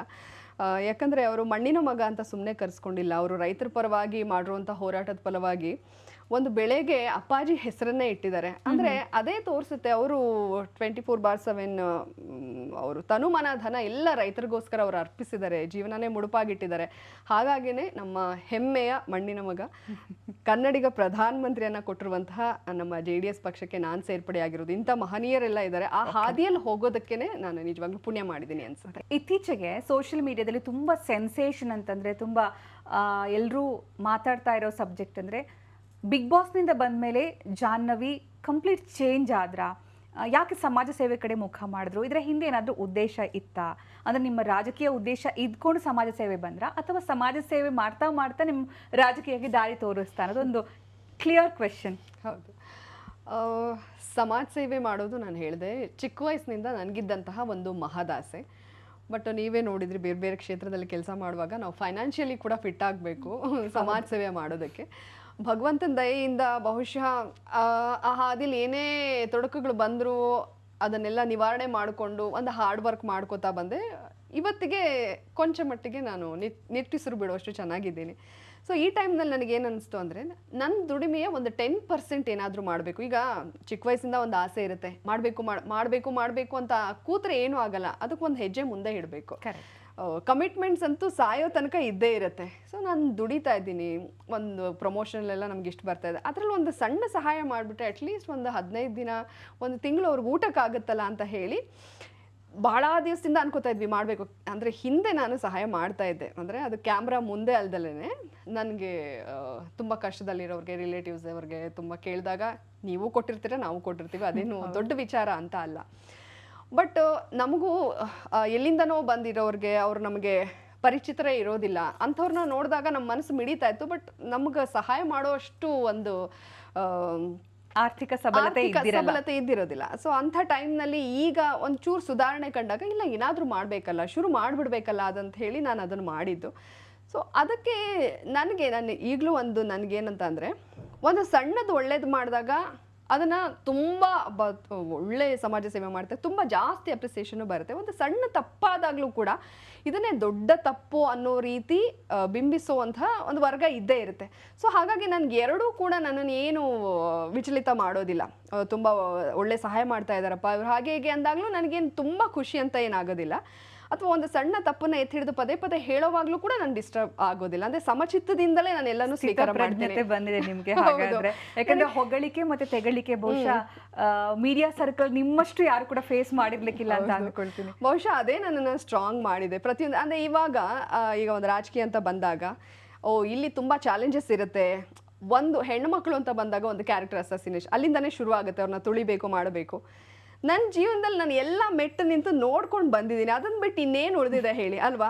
ಯಾರೋ ಒಂದು ನಮಗೆ ಕಲ್ಲು ಹೊಡೆದು ನಮ್ಮನ್ನು ಕೆಣಕುವಂಥ ಒಂದು ಪ್ರಯತ್ನ ಮಾಡಿದಾಗಲೂ ಕೂಡ ನನಗೇನು ಅನಿಸಲ್ಲ. ಯಾಕಂದರೆ ನನ್ನ ಮನಸ್ಸಿಂದ ನಾನು ಪ್ರಾಮಾಣಿಕವಾಗಿ ಸತ್ಯ ನನ್ನ ಒಳಗಿದ್ದಾಗ ನಾನು ಹೊರಗಡೆ ಬಾಹ್ಯ ಪ್ರಪಂಚದಲ್ಲಿ ಯಾರು ಏನೇ ಇದು ಮಾಡಿದ್ರು ಕೂಡ ನಾನು ಅದಕ್ಕೆ ತಲೆ ಕೆಡಿಸ್ಕೊಳ್ಳೋಂಥವಳಲ್ಲ. ಹಾಗಂತ ನನಗೆ ಪಾಸಿಟಿವ್ ಇಲ್ವೇ ಇಲ್ವಾ ಅಂದರೆ ಖಂಡಿತ ಹೋದಲ್ಲೆಲ್ಲ ಕಡೆಗೆ ಕೂಡ ಎಲ್ಲರೂ ತುಂಬ ನನ್ನ ಒಳ್ಳೆ ಕೆಲಸಗಳನ್ನ ಗುರುತಿಸಿ ಮಾತಾಡೋರು ಇದ್ದಾರೆ. ಎಲ್ಲೋ ಸೋಷಿಯಲ್ ಮೀಡಿಯಾದಲ್ಲಿ ಕಾಣದ ಕೈಗಳು, ಕಾಣದ ಮುಖಗಳಷ್ಟೇ ಅದನ್ನು ಮಾಡ್ತೇ ಹೊರತು ಎದುರುಗಡೆ ಬಂದಾಗ ಯಾರು ಅದನ್ನು ಹೇಳೋವಂಥ ಧೈರ್ಯನೂ ಇಲ್ಲ. ಅದು ಒಂದು ಸ್ಯಾಡಿಸ್ಟ್ ನೇಚರು ನನಗೆ ಅಂತ ಅಲ್ಲ, ಎಲ್ಲ ಕಲಾವಿದರಿಗೂ, ಎಲ್ಲ ರಾಜಕಾರಣಿಗಳಿಗೂ ಇದ್ದಿದ್ದೆ. ಸೊ ಹಾಗಾಗಿ ಆ ಸಮಾಜ ಸೇವೆನ ನಾನು ಮನಸ್ಸಿಂದ ಮಾಡಬೇಕು ಅಂತ ಬಂದೆ. ಅದಕ್ಕೆ ಒಳ್ಳೆ ಪಾಸಿಟಿವ್ ರೆಸ್ಪಾನ್ಸ್ ಕೂಡ ಶುರುವಾಯಿತು. ಯಾರಿಗೇ ಆಗಲಿ ಒಂದು ಜನ ಇದನ್ನು ತುಂಬ ಇಷ್ಟಪಡ್ತಾ ಇದ್ದಾರೆ ಅಂದರೆ ಇನ್ನೂ ಏನಾದರೂ ಮಾಡಬೇಕು, ನಾವು ಕಂಟಿನ್ಯೂಸ್ ಆಗಿ ಇದನ್ನು ಮಾಡಬೇಕು, ಬೇರೆ ಬೇರೆ ರೀತಿಯಲ್ಲಿ ಸಹಾಯ ಮಾಡಬೇಕು. ಒಂದು ಆರ್ಥಿಕವಾಗಿ ನನ್ನ ಕೈಲಾದಷ್ಟು ನಾನು ಮಾಡೋದು, ಅಥವಾ ಅದನ್ನು ಇನ್ಯಾರಿಗಾದರೂ ರೀಚ್ ಮಾಡಿಸಿ ಆ ಸಮಸ್ಯೆಗೆ ಯಾರು ಬಗೆಹರಿಸ್ಬೋದು ಅಂತ ಅನಿಸುತ್ತೆ. ಯಾಕಂದರೆ ನಮಗೊಂದು ನೆಟ್ವರ್ಕ್ ಇರುತ್ತೆ, ನಾವು ಮೀಡಿಯಾದಲ್ಲಿ ಇದ್ದಿದ್ದರಿಂದ. ಸೊ ಅವ್ರ ತನಕ ರೀಚ್ ಮಾಡಿಸಿ ಅಲ್ಲಿಂದನಾದರೂ ಒಳ್ಳೇದಾಗಲಿ ಅಂತ ಹೇಳಿ ಆ ಒಂದು ಹಾದಿನಲ್ಲಿದ್ದೆ. ಅದು ನನ್ನ ಮನಸ್ಸು ಖುಷಿಗಷ್ಟೇ ನಾನು ಮಾಡ್ತಾ ಇದ್ದೆ ಹೊರತು ಅದ್ರ ಹಿಂದೆ ಇವಾಗ ಇದನ್ನು ಮಾಡ್ಕೊಂಡು ಹೋಗೋಣ, ಸ್ವಲ್ಪ ದಿನ ಆದಮೇಲೆ ನಾನು ರಾಜಕೀಯಕ್ಕೆ ಹೋಗೋಣ, ಅದು ಯಾವುದೂ ಪ್ಲ್ಯಾನ್ಡ್ ಅಲ್ಲ. ನಾನು ನಿಮ್ಮ ಇಂಟರ್ವ್ಯೂ ಆರಂಭದಲ್ಲೇ ಹೇಳಿದೆ, ಎಲ್ಲ ಗಾಡ್ಸ್ ಪ್ಲ್ಯಾನ್ ಅಷ್ಟೇ. ಬಹುಶಃ ದೇವರೇ ಮಾಡಿದ್ನೇನೋ, ನೀನು ಫಸ್ಟ್ ಅದನ್ನು ಮಾಡು ಅಂತ ಹೇಳಿ ನಾನು ಓಕೆ, ಆಮೇಲೆ ಅಲ್ಲಿಂದ ಏನೋ ನನಗೆ ಕರೆ ಬಂದಿದ್ದು, ಅದೇ ಒಂದಕ್ಕೊಂದು ಮ್ಯಾಚ್ ಆಯಿತು ಹೊರತು ನಾನು ಕೆಲವು ಕಮೆಂಟ್ಗಳನ್ನ ಕೂಡ ಅಬ್ಸರ್ವ್ ಮಾಡ್ತಾ ಇದ್ದೆ. ಇವಳು ರಾಜಕೀಯಕ್ಕೆ ಬರೋದಕ್ಕೆ ಇದನ್ನು ಮಾಡ್ತಾ ಇದ್ಲು ಅಂತ. ಅದಕ್ಕೂ ಇದಕ್ಕೂ ಯಾವುದೇ ಸಂಬಂಧ ಇಲ್ಲ. ಎಲ್ಲವೂ ಕೂಡ ದೇವರು ಯಾವ ಹಾದಿಯಲ್ಲಿ ಕರ್ಕೊಂಡು ಹೋಗ್ತಾ ಇದ್ದಾನೋ ಆ ಹಾದಿಯಲ್ಲಿ ಹೋಗ್ತಾ ಇದ್ದೀನಿ. ಸೊ ಅದನ್ನು ನಾನು ಯಾಕೆ ಆಯ್ಕೆ ಮಾಡಿಕೊಂಡೆ ಅಂದರೆ, ಇವಾಗ ಚಿಕ್ಕ ಮಟ್ಟದಲ್ಲಿ ಮಾಡ್ತಾ ಇದ್ದೀನಿ. ಬಹುಶಃ ನಮ್ಮ ಕೆಲಸಗಳನ್ನ ಗುರುತಿಸಿ ನಾಳೆ ಒಂದು ಉನ್ನತ ಹಂತಕ್ಕೆ ಹೋದಾಗ ಅದನ್ನು ನಾನು ದೊಡ್ಡ ಮಟ್ಟದಲ್ಲಿ ಮಾಡ್ಬೋದು ಅನ್ನೋ ಒಂದು ಮನೋಭಾವನೆ ಇದೆ ನನಗೆ. ಇವಾಗಲೂ ನಾವು ಜನರಲ್ ಆಗಿ ಒಂದು ಇನ್ನೋಸೆಂಟಾಗಿ ಮಾತಾಡುವಾಗ ಎಷ್ಟು ಜನರ ಹತ್ರ ದುಡ್ಡಿದೆ, ಕೆಲವು ರಾಜಕಾರಣಿಗಳು ಸಾವಿರಾರು ಕೋಟಿ ಇಟ್ಕೊಂಡಿರ್ತಾರೆ. ಅದನ್ನೆಲ್ಲ ಅವ್ರು ಆಚೆ ತಂದುಬಿಟ್ರೆ ಎಷ್ಟು ಜನಕ್ಕೆ ಮನೆಗಳು ಕಟ್ಟಿಸ್ಕೊಟ್ಬಿಡ್ಬೋದು, ಬೆಂಗಳೂರು ಎಷ್ಟು ಮಟ್ಟಿಗೆ ಅಭಿವೃದ್ಧಿ ಆಗುತ್ತೆ. ಸೊ ಆ ಥರದ್ದೆಲ್ಲ ನಾವು ವಾಡಿಕೆಯಲ್ಲಿ ಮಾತಾಡೋವಾಗ ಮಾತಾಡ್ತೀವಿ, ಅದು ಸತ್ಯನೇ. ಸೊ ಹಾಗಾಗಿ ಏನು ಹಳೆ ರಾಜಕೀಯ ನಡ್ಕೊಂಡು ಬಂದಿದೆಯೋ ಅದನ್ನು ಮೀರಿ ಹೊಸದಾಗಿ ಏನಾದರೂ ಮಾಡಬೇಕು, ಹೊಸದಾಗಿ ಏನಾದರೂ ಒಂದು ಕ್ರಿಯೇಟ್ ಮಾಡಬೇಕು, ಅದರಲ್ಲಿ ಯಶಸ್ಸು ಗಳಿಸ್ಬೇಕು. ಅದು ಗೊತ್ತು, ಸಾಮಾನ್ಯವಾಗಿ ಅದು ದಶಕಗಳೇ ಹಿಡಿಯುತ್ತೆ ಅಂತ ಗೊತ್ತು. ಅದು ಭ್ರಮೆ ಅಂತ ಅಂದ್ಕೊಂಡ್ರೂ ಪರವಾಗಿಲ್ಲ. ನಾನು ಒಂದಷ್ಟು ತಲೆನಲ್ಲಿ ಇಟ್ಕೊಂಡಿದ್ದೀನಿ, ಅದು ಆಗೋ ತನಕ ಅದ್ರ ಮೇಲೆ ನಾನು ಕೆಲಸ ಮಾಡ್ತಾ ಇರ್ತೀನಿ. ಆಗಲಿಲ್ಲ ಅಂದರೂ ಪರವಾಗಿಲ್ಲ, ಯಾಕಂದರೆ ಸಮಾಜ ಹೇಗಿದೆ ಅನ್ನೋದು ನಮಗೆ ಗೊತ್ತಿದೆ. ಅಷ್ಟು ಸುಲಭವಾಗಿ ಬದಲಾವಣೆನ ರಾತ್ರೋರಾತ್ರಿ ತರೋಕ್ಕಾಗೋದಿಲ್ಲ. ಆ ನಿಟ್ಟಿನಲ್ಲಿ ನಾನು ಕೆಲಸ ಮಾಡ್ತಾ ಇರ್ತೀನಿ. ಫಲ ದೇವ್ರಿಗೆ ಬಿಡ್ತೀನಿ. ನನ್ನ ಹಾದಿ ಪ್ರಾಮಾಣಿಕವಾಗಿದೆ. ಸೊ ಒಳ್ಳೆ ಮನಸ್ಸಿನಿಂದ ನಾನು ಹೋಗ್ತಾ ಇರೋದ್ರಿಂದ ಇವತ್ತಲ್ಲ ನಾಳೆ ಈ 5 ವರ್ಷ ಅಲ್ಲ 10 ವರ್ಷ ಆದ್ಮೇಲೆ ಆದ್ರೂ ಬದಲಾವಣೆ ಆಗುತ್ತೆ ಅನ್ನೋ ಒಂದು ಇಚ್ಛಾಶಕ್ತಿ ನನ್ನಲ್ಲಿ ಅವಾಗ್ಲೂ ಈ ಕಮಿಟ್ಮೆಂಟ್, ಈ ಒಂದು ದೃಢತೆ, ಕನ್ಸಿಸ್ಟೆನ್ಸಿ ಎಲ್ಲವೂ ಕೂಡ ನಿಮ್ಮಲ್ಲಿ ಇರಲಿ ಅಂತ ನಾನು ಕೂಡ ಆಶಿಸ್ತೀನಿ. Thank you. ಇಲ್ಲ, ನಾನು ಆ್ಯಕ್ಚುಲಿ ಬರುವಾಗಲೇ ನಾನು ಯೋಚನೆ ಮಾಡ್ಕೊಂಡೇ ಬಂದಿದ್ದೀನಿ. ಹೌದು, ಈಗ ಅಲ್ಲಿ ಬಂದಿದ್ದೀನಿ, ಅಲ್ಲಿ ನಾನು ಎಲ್ಲ ಥರದ್ದು ಫೇಸ್ ಮಾಡ್ಬೋದು. ಒಂದು ಹೆಣ್ಮಕ್ಳು ಅಂತ ಬಂದಾಗ ಆ ರೀತಿ ಮಾತಾಡೋರು ಇರ್ತಾರೆ, ನಾನು ಅದನ್ನೆಲ್ಲ ನೋಡ್ಕೊಂಡೇ ಬಂದುಬಿಟ್ಟಿದ್ದೀನಿ, ಮೆಟ್ಟು ನಿಂತೇ ಬಂದಿದ್ದೀನಿ. ಸೊ ಅದಕ್ಕೂ ಮೀರಿ ಇನ್ನೇನು ಪ್ರಾಣ ತೆಗಿಬೋದಾ? ತೆಗೀಲಿ, ಹೇಳೋದು. ಈಗ ನಾನು ಯಾವುದಕ್ಕೂ ಅಂಜಲ್ಲ ಅಂತ ಆದಾಗ ಮನುಷ್ಯ ಏನು ಮಾಡೋಕ್ಕಾಗುತ್ತೆ ಹೇಳಿ? ಈಗ ನಾಳೆ ದಿನ ಪ್ರಾಣ ಹೋಗುತ್ತೆ ಅಂತ ನಾವು ಆಚೆ ಹೋಗೋಕ್ಕೆ ಓಡಾಡೋಕ್ಕೆ ಆಗಲ್ಲ. ಮತ್ತು ಆ ಒಂದು ಭಯ ಇದ್ದರೆ ನಾವು ರಾಜಕಾರಣಕ್ಕೆ ಬರೋಕ್ಕೆ ಆಗೋದಿಲ್ಲ. ಸೊ ಅದನ್ನೆಲ್ಲ ಒಂದು ದೃಢತೆ ಇದ್ರೇ ಇಲ್ಲಿಗೆ ಬರೋಕ್ಕಾಗೋದು. ಹೌದಾ, ಹೋಯ್ತಾ ನಾಳೆ ದಿನ ಹೋರಾಟದಲ್ಲಿ ಪ್ರಾಣ ಹೋಯ್ತಾ? ಹೋಗಲಿ ಬಿಡಿ, ಏನು ಮಾಡೋಕ್ಕಾಗುತ್ತೆ? 100 ವರ್ಷ ಹೇಡಿಗಳಾಗಿ ಬದುಕೋ ಬದಲು ಅಟ್ಲೀಸ್ಟ್ 10 ದಿವಸನೋ 1 ದಿವಸನೋ ರೈತರ ಪರವಾಗಿನೋ ಅಥವಾ ಯಾರನ್ನ ತುಳಿತಾ ಇದ್ದಾರೋ ಅವ್ರ ಪರವಾಗಿ ಹೋರಾಡಿ ಸತ್ರೆ ಬಿಡಿ, ಅಟ್ಲೀಸ್ಟ್ 4 ಜನ ನೆನಪು ಮಾಡ್ಕೋತಾರೇನೋ. ಎಂತೆಂಥ ಮಹನೀಯರೇ ಹಾರ್ಟ್ ಅಟ್ಯಾಕ್ ಆಗಿ ಪ್ರಾಣ ಕಳ್ಕೊಳ್ತಾ ಇದ್ದಾರೆ, ಇವತ್ತಿರೋರು ನಾಳೆ ಇರೋದಿಲ್ಲ. ಸೊ ಹೆದರ್ಕೊಂಡು ಹೇಡಿಗಳ ರೀತಿ ಬದುಕೋ ಬದಲು ನಾನು ಎಲ್ಲದಕ್ಕೂ ರೆಡಿಯಾಗಿ ಇಲ್ಲಿಗೆ ಬಂದಿದ್ದೀನಿ. ಒಂದು ಅಲ್ಟಿಮೇಟ್ ಏನು, ಮನುಷ್ಯನ ಪ್ರಾಣ ಅಲ್ವಾ? ಭಯ, ಇನ್ನೇನಕ್ಕೆ ನಾವು ಭಯ ಪಡಬೇಕು? ಅದಕ್ಕೂ ನಾನು ರೆಡಿಯಾಗಿ ಬಂದಿದ್ದೀನಿ ಅಂದಮೇಲೆ ಯಾರು ಏನು ಮಾಡ್ಕೋತಾರೆ? ಯಾವನಿಗೂ ಹೆದರಲ್ಲ. ಯಾಕಂದರೆ ನಾವು ಇದುವರೆಗೂ ನಾವು ಎಷ್ಟು ಕಷ್ಟಪಡ್ಕೊಂಡು ಬಂದಿರ್ತೀವಿ, ನಾವಿರ್ಬೋದು ನೀವಿರ್ಬೋದು, ಪ್ರಾಮಾಣಿಕತೆ ಇರುತ್ತೆ, ಕೆಲಸ ಶಿಫ್ಟ್ಸು ಎಲ್ಲ. ಬಟ್ ನಾವು ಯಾರಿಗೋ ಇನ್ನೊಬ್ರು ದುಡ್ಡು ಹೊಡಿಬೇಕು, ಇನ್ನೊಬ್ರಿಗೂ ಮೋಸ ಮಾಡಬೇಕು, ಅದು ಯಾವುದು ನಮ್ಮ ಮೈಂಡಲ್ಲಿ ಒಂದು ಚೂರು ಬರದೇ ಇದ್ದಾಗ ನಾವು ಯಾರಿಗೆ ಯಾಕೆ ಹೆದರಬೇಕು? ಸೊ ಈ ಒಂದು ಧೈರ್ಯದಿಂದನೇ ನಾನು ಬಂದಿದ್ದೀನಿ. ನಾಳೆ ದಿನ ಯಾರು ಏನೇ ಮಾಡಿದ್ರು ಯಾವುದಕ್ಕೂ ಹೆದರಲ್ಲ. ನಾನು ರೈತರ ಪರವಾಗಿ, ಜನರ ಪರವಾಗಿ ಕೆಲಸ ಮಾಡೇ ಮಾಡ್ತೀನಿ. ಏನೇ ಫೇಲ್ಯೂರ್ಸ್ ಬಂದರೂ ಕೂಡ ನಾನು ಅದನ್ನು ಮೆಟ್ಟು ನಿಂತು ಹೋಗಬೇಕು ಅಂತ ಹೇಳಿ ತೀರ್ಮಾನ ಮಾಡ್ಕೊಂಡ್ಬಿಟ್ಟಿದ್ದೀನಿ. ಸುಕನ್ಯಾ ಅವರು, ನಾನೇ ನಿಮ್ಗೆ ಓಟ್ ಹಾಕ್ಬೇಕು ಅನ್ನಿಸ್ತಿದೆ. ಇಲ್ಲ, ಆ್ಯಕ್ಚುಲಿ ಇದನ್ನು ನಾನು ಇಂಟರ್ವ್ಯೂ ಕೊಡ್ತಾ ತುಂಬ ಭಾವೋದ್ವೇಗಕ್ಕೊಳಗಾಗಿನೋ ಯಾವುದ್ರಲ್ಲೂ ನಾನು ಮಾತಾಡ್ತಾ ಇಲ್ಲ. ಯಾಕಂದರೆ ನನ್ನ ಚಿಕ್ಕ ವಯಸ್ಸಿನ ಆಸೆ ಅದು ಈಡೇರೋದೇ ಒಂದು ದೊಡ್ಡ ಒಂದು ವಿಚಾರ ಅಂತ ನಾನು ಭಾವಿಸ್ತೀನಿ. ಸೊ ಹಾಗಾಗಿ ಭಗವಂತ ನನ್ನಲ್ಲಿ ಆ ಪ್ರಾಮಾಣಿಕತೆ ಇದ್ದಿದ್ರಿಂದನೇ ಆ ಹಾದಿಲಿ ಕರ್ಕೊಂಡು ಬಂದಾಗ ಆ ಹಾದಿ ಎಷ್ಟು ನಾನು ಎಕ್ಸ್ಪೆಕ್ಟ್ ಮಾಡೇ ಇರಲಿಲ್ಲ. ಈ ಬಂದು 1.5 ತಿಂಗಳಲ್ಲೇ ನನ್ನ ರೈತರ ಪರವಾಗಿ ಕೆಲಸ ಮಾಡೋದಕ್ಕೂ ಕೂಡ ಭಗವಂತ ಅವಕಾಶ ಮಾಡಿಕೊಟ್ಟಿದ್ದಾನೆ. ಆ ಹಾದಿಯಲ್ಲಿ ಹೋಗ್ತಾ ಇದ್ದೀನಿ, ತುಂಬ ಪ್ರೀತಿ ಸಿಗ್ತಾ ಇದೆ. ನಮ್ಮ ಪಕ್ಷದ ಕಾರ್ಯಕರ್ತರಂತೂ ಎಲ್ಲಿಂದ ಎಲ್ಲಿಗೆ ಹೋಗಲಿ, ಆ ಪಕ್ಷಕ್ಕೆ ಸೇರ್ಪಡೆ ಆದಮೇಲೆ ನನಗೆ ಬರ್ತಾ ಇರೋ ಕರೆಗಳು ನೀವು ನಂಬಲ್ಲ ಸುಕನ್ಯಾ ಅವರೇ. ನಾವು ದೂರದಿಂದ ರಾಜಕಾರಣ ನೋಡೋದು ಬೇರೆ ಇರುತ್ತೆ, ಹತ್ರ ಬಂದಾಗ ಸಿನಿಮಾ ಹೀರೋಗಳಿಗೂ ಕೂಡ ಆ ಮಟ್ಟಿಗೆ ಫಾಲೋವರ್ಸ್ ಇರಲ್ಲ, ಅಷ್ಟು ಕುಮಾರಣ್ಣನ ಇಷ್ಟಪಡ್ತಾರೆ. ಅದು ನಾನು ಮುಖಸ್ಥಿತಿಗೆ ಹೇಳ್ತಾ ಇಲ್ಲ. ಕುಮಾರಣ್ಣ ಅವರು ಅಣ್ಣಂಗೋಸ್ಕರ ನಾವು ಜೀವ ಕೊಡ್ತೀವಿ, ಮೇಡಮ್ ನೀವು ನಮ್ಮ ಪಕ್ಷ ಬಿಡಬೇಡಿ, ನೀವು ಇಲ್ಲಿರಿ, ಕೆಲಸ ಮಾಡಿ, ನೀವು ಬಂದಿರೋದು ಖುಷಿ ಆಗ್ತಾ ಇದೆ, ನೀವು ಚೆನ್ನಾಗಿ ಮಾತಾಡ್ತೀರಾ, ನಮ್ಗಳ ಜೊತೆ ಬೆರೀತೀರಾ, ಹೋರಾಟದಲ್ಲಿದ್ದೀರಾ, ನಮಗೆ ಖುಷಿ ಅಂತೆಲ್ಲ ಹೇಳ್ತಾ ಇರ್ತಾರಲ್ಲ. ನಾನು ಅವಾಗ ಪಾದಯಾತ್ರೆ ಸಂದರ್ಭದಲ್ಲಿ ನಮ್ಮ ಕಾರ್ಯಕರ್ತರ ಜೊತೆಗೆ ಮಾತಾಡೋಕ್ಕೆ ಅವಕಾಶ ಸಿಕ್ತು. ಎಷ್ಟು ವರ್ಷದಿಂದ ಇದ್ದೀರಾ ಅಂದರೆ 30 ವರ್ಷ, 35 ವರ್ಷ, 20 ವರ್ಷ, ಅಷ್ಟು ವರ್ಷಗಳಿಂದ ಪಕ್ಷದಲ್ಲಿದ್ದಾರೆ. ಕುಮಾರಣ್ಣನ ಮೇಲಾಗಲಿ, ಪಕ್ಷದ ಮೇಲಾಗಲಿ, ಅಪ್ಪಾಜಿ ಮೇಲಾಗಲಿ ಎಳ್ಳಷ್ಟು ಅವ್ರಿಗೆ ಪ್ರೀತಿ ಗೌರವ ಕಡಿಮೆ ಆಗಿಲ್ಲ. ನಾನು ಕೇಳ್ತಿದ್ದೆ, ಇಷ್ಟು ವರ್ಷದಿಂದ ಇದಿರಲ್ಲ, ಏನಕ್ಕೆ ಅಷ್ಟೊಂದು ನಿಮಗೆ ಪ್ರೀತಿ ಅಂದರೆ, ಮೇಡಮ್ ಕುಮಾರಣ್ಣ ನಂತರ ಆ ಲೆವೆಲಿಗೆ ಹೋದವರು ಯಾರೂ ಕೂಡ ನಮ್ಮನ್ನು ಮಾತಾಡ್ಸೋದೇ ಇಲ್ಲ. ಯಾರೇ ಆಗಲಿ CMಗಳು ಕಾರ್ಯಕರ್ತರನ್ನ ಆ ಲೆವೆಲ್ಗೆ ಮಾತಾಡ್ಸಿರೋದು ನಾವು ನೋಡಿಲ್ಲ. ಅಣ್ಣ ಹೇಗೆ ಅಂದರೆ ಮನೆಗೆ ಹೋದರೆ ಅನಿತಕ್ಕ ನಮಗೆ ಒಂದು ಕಾಫಿ ಟೀ ಕೊಡದೆ ಕಳಿಸಲ್ಲ. ಅವ್ರು ಬಿಡಿ ಮೇಡಮ್, ನಾವು ಅಪ್ಪಾಜಿ ಮನೆಗೆ ಹೋದರೆ ನಮ್ಮ ಚೆನ್ನಮ್ಮ ತಾಯಿಯವರು ಒಂದು ಜ್ಯೂಸ್ ಇಲ್ಲದೆ ಕಳಿಸ್ತಾ ಇರಲ್ಲ, ಎಲ್ಲಿದ್ರು ಕರೆದು ಮಾತಾಡಿಸ್ತಾರೆ, ನಮ್ಮ ಹೆಸರನ್ನ ನೆನ್ಪಿಟ್ಕೋತಾರೆ. ನಮಗೆ ಅಷ್ಟೇ ಸಾಕು ಮೇಡಮ್, ನಮ್ಮ ಅಣ್ಣಂಗೆ ಪ್ರಾಣ ಕೊಡ್ತೀವಿ ಅಂತಾರೆ. ನಾನು ಈ ಥರ ಕಲ್ಟ್ ಫ್ಯಾನ್ಸ್ನ ಕೆಲವೊಂದು ಸ್ಟಾರ್ಸ್ಗಳಿಗೆ ನೋಡಿದ್ದೆ. ಸೊ ಹಾಗಾಗಿ ಅವ್ರು ಹೇಳೋದೆಲ್ಲ ನೋಡಿದ್ರೆ ಎಷ್ಟು ನಿಷ್ಠೆ ಇದೆ ಅಂದರೆ ಅದನ್ನು ಸಂಪಾದನೆ ಮಾಡ್ಕೊಳಕ್ಕೆ ಮಾತ್ರ ಸಾಧ್ಯ. ನಾವು ಯಾರೋ ನಿನ್ನನ್ನು ಫಾಲೋವರ್ ಆಗುವಂತ ಹೇಳೋಕ್ಕಾಗಲ್ಲ, ಸಂಪಾದನೆ ಮಾಡಬೇಕು. ಇನ್ನೊಂದು ಕುಮಾರಣ್ಣನಲ್ಲಿ ನನಗೆ ಇಷ್ಟ ಆಗೋ ವಿಚಾರ ಏನಂದರೆ, ಇದೇ ನ್ಯೂಸ್ ಚಾನಲಲ್ಲಿ ಬೇರೆ ಬೇರೆ ಕಡೆಗಳಲ್ಲಿ ನಾವು ಸುದೀರ್ಘವಾಗಿದ್ದರೂ ಕೂಡ ಒಂದು ಸಲ ಗುರ್ತಿಸ್ಕೊಂಡ್ರೆ ಸಾಕಪ್ಪ ಅಂತ ಕಾಯ್ತಾ ಇರ್ತೀವಿ. ನಮ್ದೊಂದು ನ್ಯೂಸ್ ಬುಲೆಟಿನ್ ನಾವು ಕೇಳೋ ಪ್ರಶ್ನೆಗೆ ಒಂದು ಸಣ್ಣ ಅಪ್ರಿಸಿಯೇಷನ್ ಸಿಕ್ಕರೆ ಸಾಕಪ್ಪ ಅಂತ ಕಾಯ್ತಾ ಇರ್ತೀವಿ. ಎಷ್ಟೋ ಚಾನೆಲ್ಗಳಲ್ಲಿ ಅದು ಆಗೋದಿಲ್ಲ, ಹೇಳಿಬಿಟ್ರೆ ಎಲ್ಲಿ ಮೇಲೆ ಹೋಗ್ತಾರೋ ಅಥವಾ ಇವರಿಂದ ಎಲ್ಲಿ ಗುರ್ತಿಸ್ಕೊಳ್ಳೋ ಥರ ಆಗುತ್ತೋ ಅಂತ ಹೇಳಿ ಮನಸ್ಸಲ್ಲೇ ಇಟ್ಕೋತಾರೆ. ಆವಾಗ ನಮಗೆ ಎಷ್ಟು ಚೆನ್ನಾಗಿ ನ್ಯೂಸ್ ಮಾಡಿದೆ, ಅವ್ರು ಯಾರು ನೋಡಲಿಲ್ವಾ, ಮುಖ್ಯಸ್ಥರು ಅನಿಸ್ಕೊಂಡವ್ರು ನೋಡಲಿಲ್ವಾ ಅನ್ನೋದೊಂದು ಸಣ್ಣ ಆಲೋಚನೆ ಇದ್ದೇ ಇರುತ್ತೆ. ಬಟ್ ಇಲ್ಲಿ ನಾನು ಪಕ್ಷಕ್ಕೆ ಬಂದು ಇನ್ನೂ 1.5 ತಿಂಗಳಾಗಿಲ್ಲ. ನಾನು ಬಿಡದಿಗೆ ಹೋಗಿದ್ದು, ಮಾತಾಡಿದ್ದು, ನನಗೆ ಎಲ್ಲವೂ ಅಣ್ಣನ ತನಕ ತಲುಪಿದೆಯಾ ಅದು ಕೂಡ ನನಗೆ ಗೊತ್ತಾಗಲ್ಲ. ಸೊ ಅಣ್ಣನ ತನಕ ತಲುಪಿದೆ, ಅಣ್ಣ ಅದನ್ನು ಅಪ್ರಿಷಿಯೇಟ್ ಮಾಡ್ತಾರೆ ಅಂತಂದರೆ ಇದಕ್ಕಿಂತ ಇನ್ನೇನು ಬೇಕು ಹೇಳಿ ಸುಕನ್ಯಾ ಅವರೇ? ಅದು ಅಣ್ಣನ ದೊಡ್ಡ ಗುಣ. ಅಂದರೆ ಯಾರೇ ಬಂದರೂ ಅವ್ರು ಏನು ಮಾಡ್ತಾ ಇದ್ದಾರೆ ಅವ್ರ ಮೇಲೆ ನಿಗಾ ಇಟ್ಟು ಒಳ್ಳೆ ಕೆಲಸ ಮಾಡಿದಾಗ ಅದನ್ನು ಅವ್ರು ಗುರುತಿಸ್ತಾರೆ. ನಂದನ್ನು ಬಿಡಿ, ಅವ್ರು ಬಿಡದಿಗೆ ಹೋದಾಗಲೂ ಕೂಡ ಅವ್ರು ಎಷ್ಟು ಅಬ್ಸರ್ವ್ ಮಾಡ್ತಾರೆ. ಮತ್ತು ಯಾರನ್ನೋ ಹೊಗಳ್ಬಿಟ್ರೆ ನಾನು ಚಿಕ್ಕವನಾಗ್ತೀನಿ ಅಂತ ಅವ್ರು ಭಾವಿಸಲ್ಲ. ಅಲ್ಲಿ ರೈತಪರ ಹೆಣ್ಮಕ್ಳು ಸ್ಟೇಜ್ ಮೇಲೆ ಮಾತಾಡ್ತಿದ್ದನ್ನ ಎಲ್ಲರನ್ನೂ ಗಮನಿಸಿ ಈ ಹೆಣ್ಮಕ್ಳು ಎಷ್ಟು ಧೈರ್ಯದಿಂದ ಮಾತಾಡ್ತಾರೆ. ಅವ್ರು ಯಾರೋ ಯೋಗಿ ಅಂತ ಹೆಸರು ತಗೊಂಡ್ರು, ಆತ ಅದ್ಭುತವಾಗಿ ಮಾತಾಡ್ದ ಅಂದರೆ ಪ್ರತಿಯೊಂದನ್ನು ಅಬ್ಸರ್ವ್ ಮಾಡ್ತಾರೆ, ಅವ್ರಿಗೆ ಅಪ್ರಿಸಿಯೇಷನ್ ಕೊಡ್ತಾರೆ. ಅವಾಗ ಏನಾಗುತ್ತೆ, ಅಣ್ಣ ನೋಡಪ್ಪ ಇಷ್ಟು ಅಬ್ಸರ್ವ್ ಮಾಡ್ತಾ ಇದ್ದಾರೆ, ಅದು ನಿಜವಾಗ್ಲೂ ಬೇಕಾಗಿರೋದೇ ಗುರುತಿಸ್ಕೊಳ್ಳೋದು ಗುಣ ಅಂತಂದ್ರೆ. ಹೌದು, ಒಬ್ಬ ನಾಯಕ ತಾನ್ ಬೆಳೆದು ತನ್ನಲ್ಲಿರೋ ಕೆಳಗಡೆ ಇರೋರ್ನು ಕೂಡ ಬೆಳೆಸ್ಬೇಕು. ಅವರಲ್ಲಿ ಏನ್ ಕೆಪಾಸಿಟಿ ಇದೆ, ಏನ್ ಸಾಮರ್ಥ್ಯ ಇದೆ ಅನ್ನೋದನ್ನ ಗುರುತಿಸೋದು ಒಬ್ಬ ನಾಯಕನಾಗಿರೋನ್ಗೆ ಬೇಕಾಗಿರುವಂತಹ ಗುಣ. ಅದು ನಮ್ಮ ಕುಮಾರಣ್ಣನ ಹತ್ರ ಇದೆ. ಇನ್ನೊಂದು ವಿಚಾರ, ನಾನು ಪಕ್ಷಕ್ಕೆ ಸೇರ್ಪಡೆಯಾಗಿ JP ಭವನಲ್ಲಿ ಮೊದಲನೇ ದಿವಸ ನಾನು ಪಕ್ಷದ ಧ್ವಜನ ತಗೊಂಡೆ.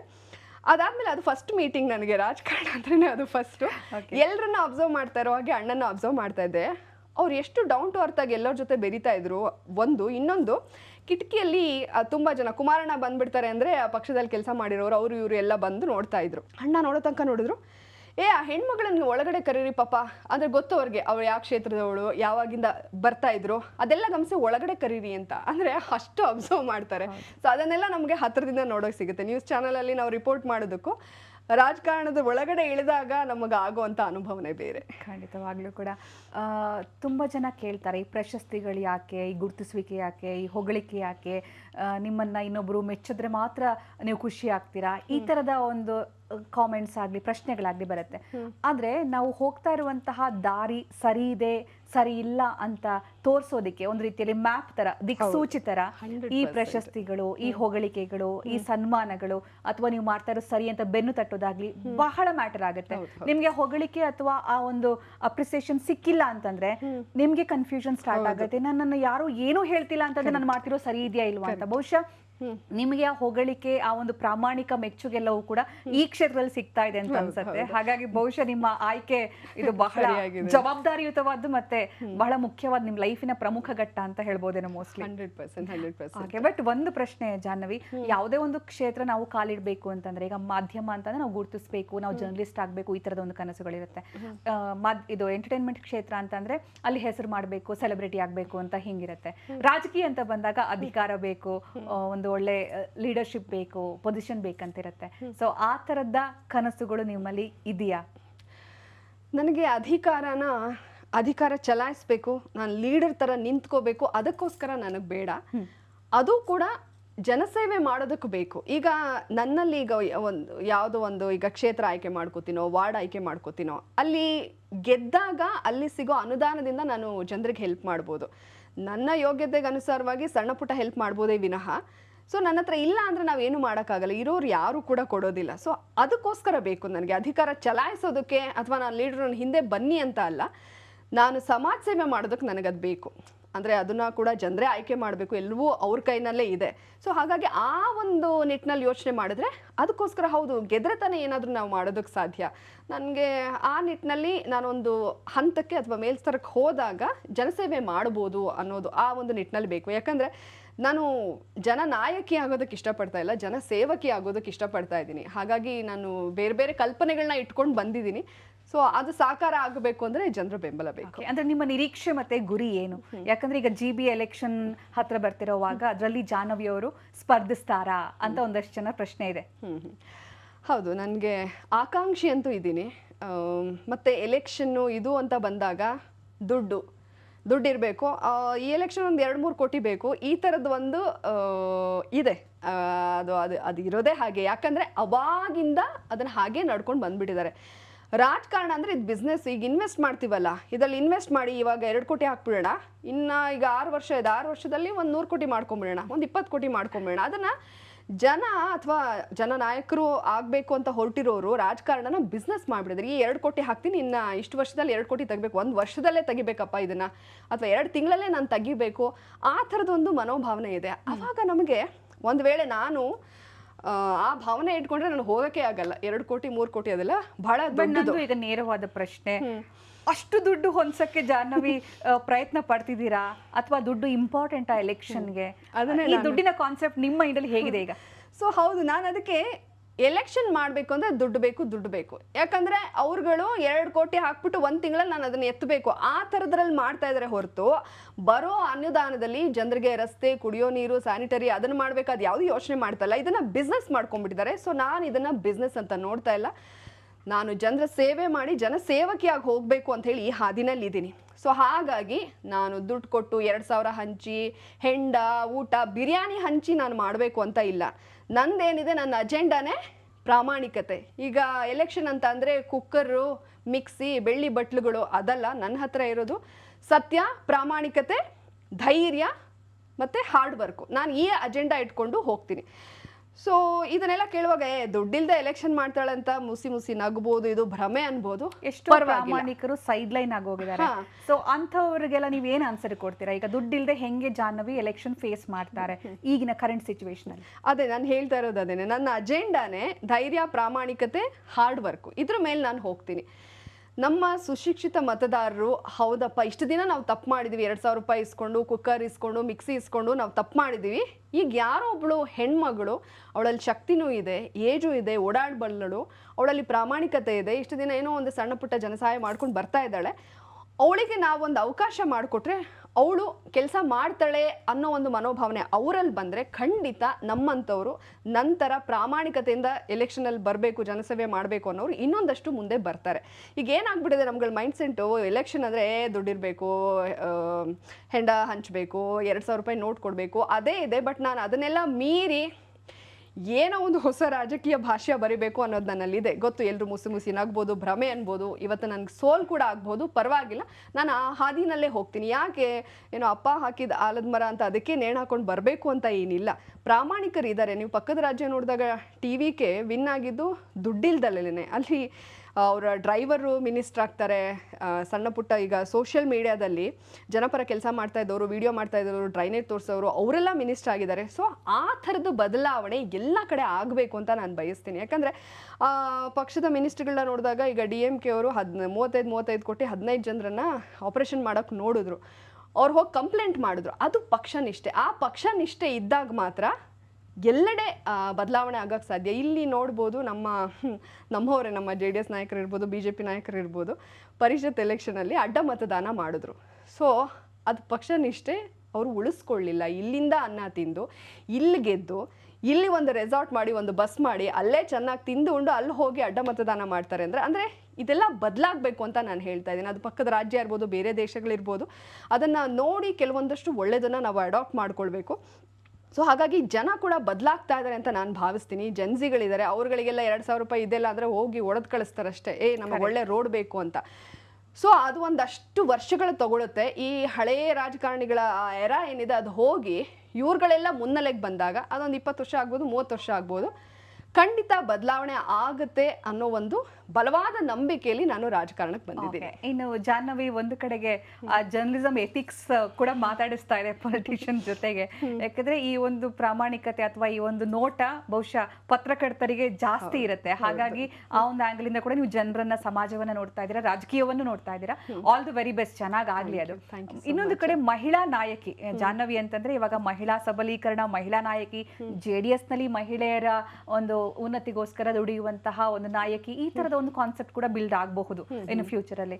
ಸೊ ಇದ್ರ ಬಗ್ಗೆ ನಿಮ್ಮ ಪರಿಕಲ್ಪನೆ, ಯಾಕಂದ್ರೆ ನೀವು ಒಂದು ಸ್ಟ್ರಾಂಗ್ ಮಹಿಳೆಯಾಗಿ ಏನಿದೆ ಅಂತ? ನಿಜ, ನೀವು JDS ಪಕ್ಷ ಅಂತ ತಗೊಂಡಾಗ ಪಕ್ಷದ ಚಿಹ್ನೆನೆ ತೆನೆ ಹೊತ್ತ ಮಹಿಳೆ. ಹೌದು. ಸೊ ನಮ್ಮ ಪಕ್ಷದಲ್ಲಿ ಮಹಿಳೆಯರಿಗೆ ಎಷ್ಟು ಆದ್ಯತೆ ಇದೆ, ಪ್ರಾಶಸ್ತ್ಯ ಇದೆ ಅನ್ನೋದನ್ನ ಆ ಪಕ್ಷದ ಚಿಹ್ನೆನೆ ಹೇಳುತ್ತೆ.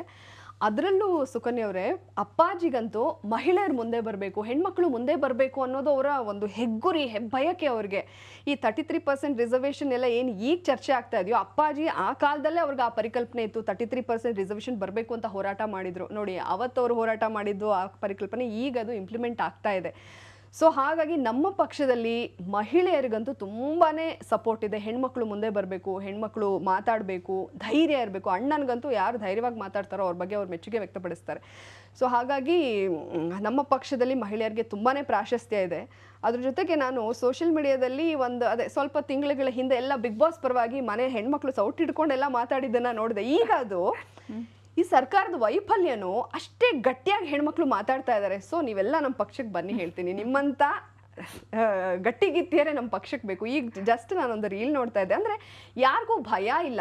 ಏನು ಮಾಡ್ಬಿಡ್ತಾರೋ ಅಯ್ಯೋ ಅವ್ರ ಬ್ಯಾಕ್ಗ್ರೌಂಡ್ ಹಂಗಿರುತ್ತೆ, ಅವ್ರು ಬಲಿಷ್ಠರಿದ್ದಾರೆ, ಹೆಂಗೆ ಮಾತಾಡಿದ್ರೆ ಏನು ತಪ್ಪಾಗುತ್ತೋ ಅಂತ ಯಾರು ಯೋಚನೆ ಮಾಡ್ತಾ ಇಲ್ಲ. ಮಹಿಳೆಯರೇ ಬಿಡದಿ ರೈತರ ಪರವಾಗಿ ಮಾತಾಡ್ತಾ ಇದ್ದಾರೆ, ಅಥವಾ ಏನು ಗೃಹಲಕ್ಷ್ಮಿ ಗೃಹಜ್ಯೋತಿ ಅದರಲ್ಲಿ ಏನು ವೈಫಲ್ಯ ಆಗಿ ಸಿಕ್ಕದವ್ರಿಗೆಲ್ಲ ಹಂಚಿಬಿಟ್ರು, ಅಲ್ಲಿ ಕೋಟ್ಯಾಂತರ ರೂಪಾಯಿ ನಷ್ಟ ಆಯಿತು, 100 ಕೋಟಿ. ಸೊ ಅದನ್ನೆಲ್ಲ ಹೇಳ್ತಾ ಇದ್ದಾರೆ. ಅಂದರೆ ಎಲ್ಲರೂ ಅಪ್ಡೇಟ್ ಆಗ್ತಾ ಇದ್ದಾರೆ, ಎಲ್ಲರೂ ಧೈರ್ಯವಾಗಿ ಮಾತಾಡ್ತಾ ಇದ್ದಾರೆ. ಬಹುಶಃ ಅದು ಈ ಸೋಷಿಯಲ್ ಮೀಡಿಯಾದಿಂದ ಸಾಧ್ಯ ಆಗ್ತಾ ಇದೆ. ಎಲ್ಲರೂ ತಮ್ಮ ಜನಾಭಿಪ್ರಾಯನ ವ್ಯಕ್ತಪಡಿಸೋದಕ್ಕೆ ಈ ಸೋಷಿಯಲ್ ಮೀಡಿಯಾ ಕೂಡ ಇದಾಗ್ತಾ ಇದೆ. ಹೌದು, ಗಟ್ಟಿಗಿತ್ತೆ ಹೆಣ್ಣುಮಕ್ಳು ಎಲ್ಲರೂ ಕೂಡ ಬನ್ನಿ, ಯಾರು ಧೈರ್ಯ ಇದೆಯೋ ಅವರೆಲ್ಲರೂ ನಮ್ಮ ಪಕ್ಷಕ್ಕೆ ಬನ್ನಿ. ನಮ್ಮ ಪಕ್ಷದ ವರಿಷ್ಠರು ಎಲ್ರಿಗೂ ಕೂಡ ಹೆಣ್ಮಕ್ಳು ಬೆಳಿಬೇಕು ಅನ್ನೋದು ಮಹದಾಸೆ ಇದೆ. ನಿಜವಾಗ್ಲೂ ನಮ್ಮ ಪಕ್ಷದಲ್ಲೂ ಕೂಡ ಏನು ಮಹಿಳಾ ಮುಖಂಡರಿದ್ದಾರೋ ಎಲ್ಲರೂ ನನಗೆ ತುಂಬಾ ಸಪೋರ್ಟಿವ್ ಆಗಿದ್ದಾರೆ. ಆ ವೆಲ್ಕಮಿಂಗ್ ತುಂಬ ಚೆನ್ನಾಗಿದೆ, ಖುಷಿಯಿಂದ ನನ್ನನ್ನು ಸ್ವಾಗತಿಸ್ತಾರೆ. ಯಾಕಂದರೆ ಅದು ನನಗೆ ಹೊಸದಾಗಿರೋದ್ರಿಂದ ಹೇಗೆ ಏನು ಪ್ರತಿಯೊಂದನ್ನು ಕೂಡ ಅವರು ಹೇಳ್ತಾ ಇದ್ದಾರೆ. ಅದರಲ್ಲೂ ನಮ್ಮ ಪಕ್ಷದ ಕಾರ್ಯಕರ್ತರಂತೂ ನಮ್ಮ ಪಕ್ಷದ ಶಕ್ತಿನೇ ಅವರು. JDS ಪಕ್ಷ ಇವತ್ತಿಗೂ ಉಳಿದಿದೆ, ಮುಂದಕ್ಕೂ ಉಳಿಯುತ್ತೆ ಅಂತಂದ್ರೆ ಅದು ನಮ್ಮ ಪಕ್ಷದ ನಿಷ್ಠಾವಂತ ಕಾರ್ಯಕರ್ತರಿಂದ. Okay, so nice. ಹಾಗೆ ಏನಂತಂದ್ರೆ ಬಿಡದಿ ಟೌನ್ಶಿಪ್ ಹೋರಾಟದಲ್ಲಿ ಇತ್ತೀಚೆಗೆ ತುಂಬಾ ಸುದ್ದಿ ಆಗ್ತಾ ಇದ್ದೀರಿ ನೀವು. ಸೊ ರೈತರ ಜೊತೆಗೇ ಇರ್ತೀರಿ, ಇಡೀ ದಿನ ಅವರ ಹೋರಾಟಕ್ಕೆ ಬೆಂಬಲ ಕೊಡ್ತೀರಿ, ಅವರ ಬೇಡಿಕೆಗಳ ಬಗ್ಗೆ ಧ್ವನಿ ಎತ್ತಿ ಮಾತಾಡ್ತಾ ಇದ್ದೀರಿ. ಇದು ಏನಿದು ಅಂದ್ರೆ ಈ ಬಿಡದಿ ಟೌನ್ಶಿಪ್ ಬಗ್ಗೆ ಒಂದಷ್ಟು ವಿಚಾರಗಳು ಗೊತ್ತಿದ್ರು ಕೂಡ ಆಕ್ಚುಲಿ ನಡೀತಾ ಇರೋದು ಏನು, ನಿಜವಾದ ಸತ್ಯಾಂಶ ಏನದ್ರಲ್ಲಿ? ಸತ್ಯಾಂಶ ಕಣ್ಣಿಗೆ ರಾಚೋ ಹಾಗೆ ಎಲ್ರಿಗೂ ಕೂಡ ಕಾಣಿಸ್ತಾ ಇದೆ ಸುಕನ್ಯಾ ಅವರೇ. ಆದರೆ ಅದನ್ನು ಮರೆಮಾಚುವಂಥ ಕೆಲಸವನ್ನು ಪ್ರಸ್ತುತ ಕಾಂಗ್ರೆಸ್ ಸರ್ಕಾರ ಮಾಡ್ತಾ ಇದೆ. ಯಾಕಂದರೆ ಅಲ್ಲಿ 9,600 ಎಕರೆನ ಅವರು ಗುಳುಂ ಮಾಡೋಕ್ಕೆ ಹೊರಟಿದ್ದಾರೆ ನಮ್ಮ ರಾಜ್ಯ ಸರ್ಕಾರ. ಯಾಕಂದರೆ ಭೂಸ್ವಾಧೀನ ಕಾಯ್ದೆ ಪ್ರಕಾರ ಸರ್ಕಾರ ಏನಾದರೂ ಅಕ್ವಿಸಿಷನ್ ಮಾಡಬೇಕು ಅಂತ ಹೊರಟ್ರೆ ಅದು ಬರ್ಡ್ ಆಗಿರಬೇಕು, ಅಥವಾ ಆ ಭಾಗದಲ್ಲಿ ಏನು 80% ರೈತರು ಅಥವಾ ಜಮೀನ್ದಾರರು ನಮ್ಮ ಜಮೀನನ್ನು ಕೊಡೋಕ್ಕೆ ನಾವು ಒಪ್ಪಿದ್ದೀವಿ ಅಂತ ಅಂದಾಗ ಮಾತ್ರ ರಾಜ್ಯ ಸರ್ಕಾರ ಮುಂದಡಿ ಇಡಬೇಕು. ಆದರೆ ಇಲ್ಲಿ ಎಲ್ಲ ಭೂಸ್ವಾಧೀನ ಕಾಯ್ದೆ ಎಲ್ಲ ನಿಯಮಗಳನ್ನು ಗಾಳಿಗೆ ತೂರಿ ರೈತರ ಮೇಲೆ ದಬ್ಬಾಳಿಕೆ ತೋರಿಸ್ತಾ ಇದ್ದಾರೆ. ಸೊ ಇದನ್ನು ನಾನೊಬ್ಳು ಹೇಳ್ತಾ ಇಲ್ಲ, ಇಡೀ ರಾಜ್ಯ ಈಗ ಒಂದಾಗ್ತಾ ಇದೆ. ಬಹುಶಃ ಮುಂದಿನ ದಿನಗಳಲ್ಲಿ ಇಡೀ ರಾಜ್ಯ ಒಂದಾಗಿ, ಬೇರೆ ಉತ್ತರ ಕರ್ನಾಟಕ ಭಾಗದಿಂದ ಎಲ್ಲೆಡೆಯಿಂದ ಗಟ್ಟಿ ಧ್ವನಿ ಬಂದರೂ ಕೂಡ ಯಾವುದೇ ಅನುಮಾನ ಇಲ್ಲ. ಯಾಕಂದರೆ ಇವತ್ತು ಬಿಡದಿ ರೈತರ ಮೇಲೆ ಆಗ್ತಾ ಇದೆ, ನಾಳೆ ದಿನ ಅದು ಪಕ್ಕದ ಜಿಲ್ಲೆಗೆ ಎಲ್ಲ ಕಡೆ ವ್ಯಾಪಿಸ್ಬೋದು. ಹಾಗಾಗಿ ಒಬ್ರಿಗೆ ಅನ್ಯಾಯ ಆಗ್ತಾ ಇದೆ ಅಂತ ಅಂದಾಗ ಎಲ್ಲರೂ ಒಗ್ಗೂಡ್ತಾರೆ ಅನ್ನೋ ಒಂದು ನಂಬಿಕೆ ನನಗಿದೆ. ಇನ್ನು ಈ ಬಿಡದಿ ಹೋರಾಟದ ಹಾದಿಯಲ್ಲಿ ನಾನಿರುವಾಗ ಪ್ರತಿಯೊಬ್ಬ ರೈತರನ್ನ, ರೈತ ಮಹಿಳೆಯರನ್ನ ಪರ್ಸ್ನಲ್ ಆಗಿ ಭೇಟಿ ಮಾಡಿ ಅವ್ರ ಜೊತೆ ಮಾತಾಡುವಂಥ ಅವಕಾಶ ಆಯಿತು. ಕಣ್ಣೀರು ಹಾಕ್ತಾರೆ ಗೊತ್ತಾ. ಪಾದಯಾತ್ರೆ ಸಂದರ್ಭದಲ್ಲಿ ಪಾಪ 1 ವರ್ಷ ಆಗಿದೆ ಆ ಮನೆ ಕೊಟ್ಟು, ನಮ್ಮನೆ ಏನೂ ಇಲ್ಲ ಅವ್ರಿಗೆ ಆ ಮನೆಗಳ ಮುಂದೆ, ಅಷ್ಟು ಭವ್ಯವಾಗಿದೆ ಮನೆ. ನಮಗೆಲ್ಲ ಅಷ್ಟು ರುಚಿಯಾದ ಊಟ ಹಾಕಿ ಆ ತಾಯಿ ಅಳ್ತಾಳೆ, 1 ವರ್ಷ ಆಯ್ತಮ್ಮ, ಈ ಮನೆ ನಾನು ಕಳ್ಕೊಂಡು ಎಲ್ಲಮ್ಮ ಬರಲಿ ಅಂತ. ಅಲ್ಲಿ ಸಣ್ಣ ರೈತರಿದ್ದಾರೆ, 1/2 ಎಕರೆ 1 ಎಕರೆ, ಅವ್ರುಗಳಿಗೆ ಅದರಿಂದ ಒಂದು 30 ಲಕ್ಷ 40 ಲಕ್ಷ ಬಂದರೆ ಅದು ಎಲ್ಲಿಗೆ ಸಾರುತ್ತೆ? ಬೆಂಗಳೂರಲ್ಲಿ ಒಂದು ಮನೆ ತೊಗೊಳಕ್ಕಾಗತ್ತಾ? ಇಲ್ಲ. ಎಲ್ಲಾದರೂ ಕೆಲ್ಸಕ್ಕೆ ಸೇರ್ಕೊಳಕ್ಕಾಗತ್ತಾ? ಅವ್ರಿಗೆ ಏಜ್ ಆಗಿದೆ, ವಾಚ್ಮ್ಯಾನ್ ಕೆಲಸ, ಈ ಕೆಲಸ ಸಿಗುತ್ತೆ. ಹೌದು, ಇಲ್ಲಿ ನಾವು ಯಾವುದೇ ಕೆಲಸನೂ ಕೂಡ ಅಲ್ಲಗಳಿತಾ ಇಲ್ಲ, ಎಲ್ಲವೂ ದೊಡ್ಡದೆ ಅವ್ರವ್ರಿಗೆ. ಬಟ್ ಅವರಲ್ಲಿ ಅವ್ರ ಜಮೀನಲ್ಲಿ ದುಡ್ಕೊಂಡು ರಾಜ್ರ ಥರ ಇರೋರು ಇಲ್ಲಿಗೆ ಬಂದು ಏನು ಮಾಡ್ತಾರೆ? ಸೊ ನಿಮ್ಮ ಬೇಡಿಕೆ ಏನಿದ್ರಲ್ಲಿ? ನಮ್ಮ ಬೇಡಿಕೆ ಬಿಡದಿ ಟೌನ್ಶಿಪ್ನ ಕೈ ಬಿಡಬೇಕು. ಕೈ ಬಿಟ್ರೆ ಅವರು ಆರಾಮಾಗಿ ಅವ್ರ ಜಮೀನಲ್ಲಿ ಇರ್ತಾರೆ ಅವರು. ಹಾಗಾಗಿ ಈ ಸರ್ಕಾರ ಏನಿದೆ ರೈತ ವಿರೋಧಿ ಸರ್ಕಾರ. ಈಗ ಕೇವಲ ಬಿಡದಿಲಷ್ಟೇ ಅಲ್ಲ, ನೀವು ಶಿಗ್ಲಘಟ್ಟ ನೋಡ್ಬೋದು, ಆನೇಕಲ್ ನೋಡ್ಬೋದು, ಎಲ್ಲರ ಹತ್ರ ಲಿಟ್ರಲಿ ಕಣ್ಣೀರು ಹಾಕ್ಸ್ತಾ ಇದ್ದಾರೆ. ಅಲ್ಲಿ ಎಲ್ಲ ಹೆಣ್ಮಕ್ಳು ಮಕ್ಕಳು ಸ್ಕೂಲಿಗೆ ಹೋಗೋದು ಬಿಟ್ಟು, ಮನೆ ಕೆಲಸ ಮಾಡೋದನ್ನ ಬಿಟ್ಟು, ದನಕರುಗಳನ್ನ ಬಿಟ್ಟು ಹೋರಾಟದಲ್ಲಿದ್ದಾರೆ. ಅವರಿಗೆ ಡಿಪ್ರೆಷನ್ನು, ಆ ಡಿಪ್ರೆಷನಲ್ಲೇ ಎಷ್ಟೋ ಜನ ಪ್ರಾಣ ಕಳ್ಕೊಳ್ಬೋದಲ್ವಾ. ರಾತ್ರಿ ಬಹುಶಃ ಅವ್ರು ಯಾರು ಸರಿಯಾಗಿ ನಿದ್ದೆ ಮಾಡ್ತಾ ಇರಲ್ಲ, ಬೆಳಗ್ಗೆ ಏನಾಗುತ್ತೋ, ಇನ್ನೇನು ಬಂದಲ್ಲಿ ದೌರ್ಜನ್ಯ ಮಾಡ್ತಾರೋ ಅಂತ.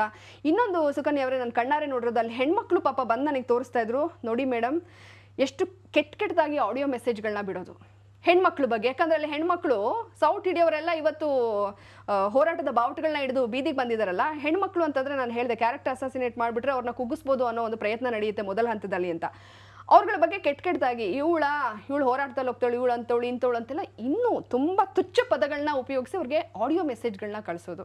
ಅವರೆಲ್ಲ ಬಂದು ಹೇಳ್ತಾ ಇದ್ದಾರೆ, ಇಷ್ಟೆಲ್ಲ ಅನ್ಯಾಯ ಆಗ್ತಾ ಇದೆ, ಮತ್ತು ಅಲ್ಲಿ ಯಾರಾದರೂ ಪ್ರತಿಭಟನೆಗೆ ಸಾಥ್ ಕೊಟ್ಟರೆ ಅವ್ರಿಗೆ ಬೆದರಿಕೆ ಹಾಕೋದು, ಬಾರ್ ಕ್ಲೋಸ್ ಮಾಡಿ ಅಂತ ಹೇಳೋದು. ಅಂದರೆ ಲಿಟ್ರಲಿ ನಾವು ಇದೆಲ್ಲ ಸಿನಿಮಾದಲ್ಲಿ ನೋಡಿದ್ವಿ. ಕಣ್ಣಾರೆ ನೋಡೋದಕ್ಕೆ ಈ ಅವಕಾಶ ಮಾಡಿಕೊಟ್ಟಿದೆ ನಮ್ಮ ಪ್ರಸ್ತುತ ರಾಜ್ಯ ಸರ್ಕಾರ.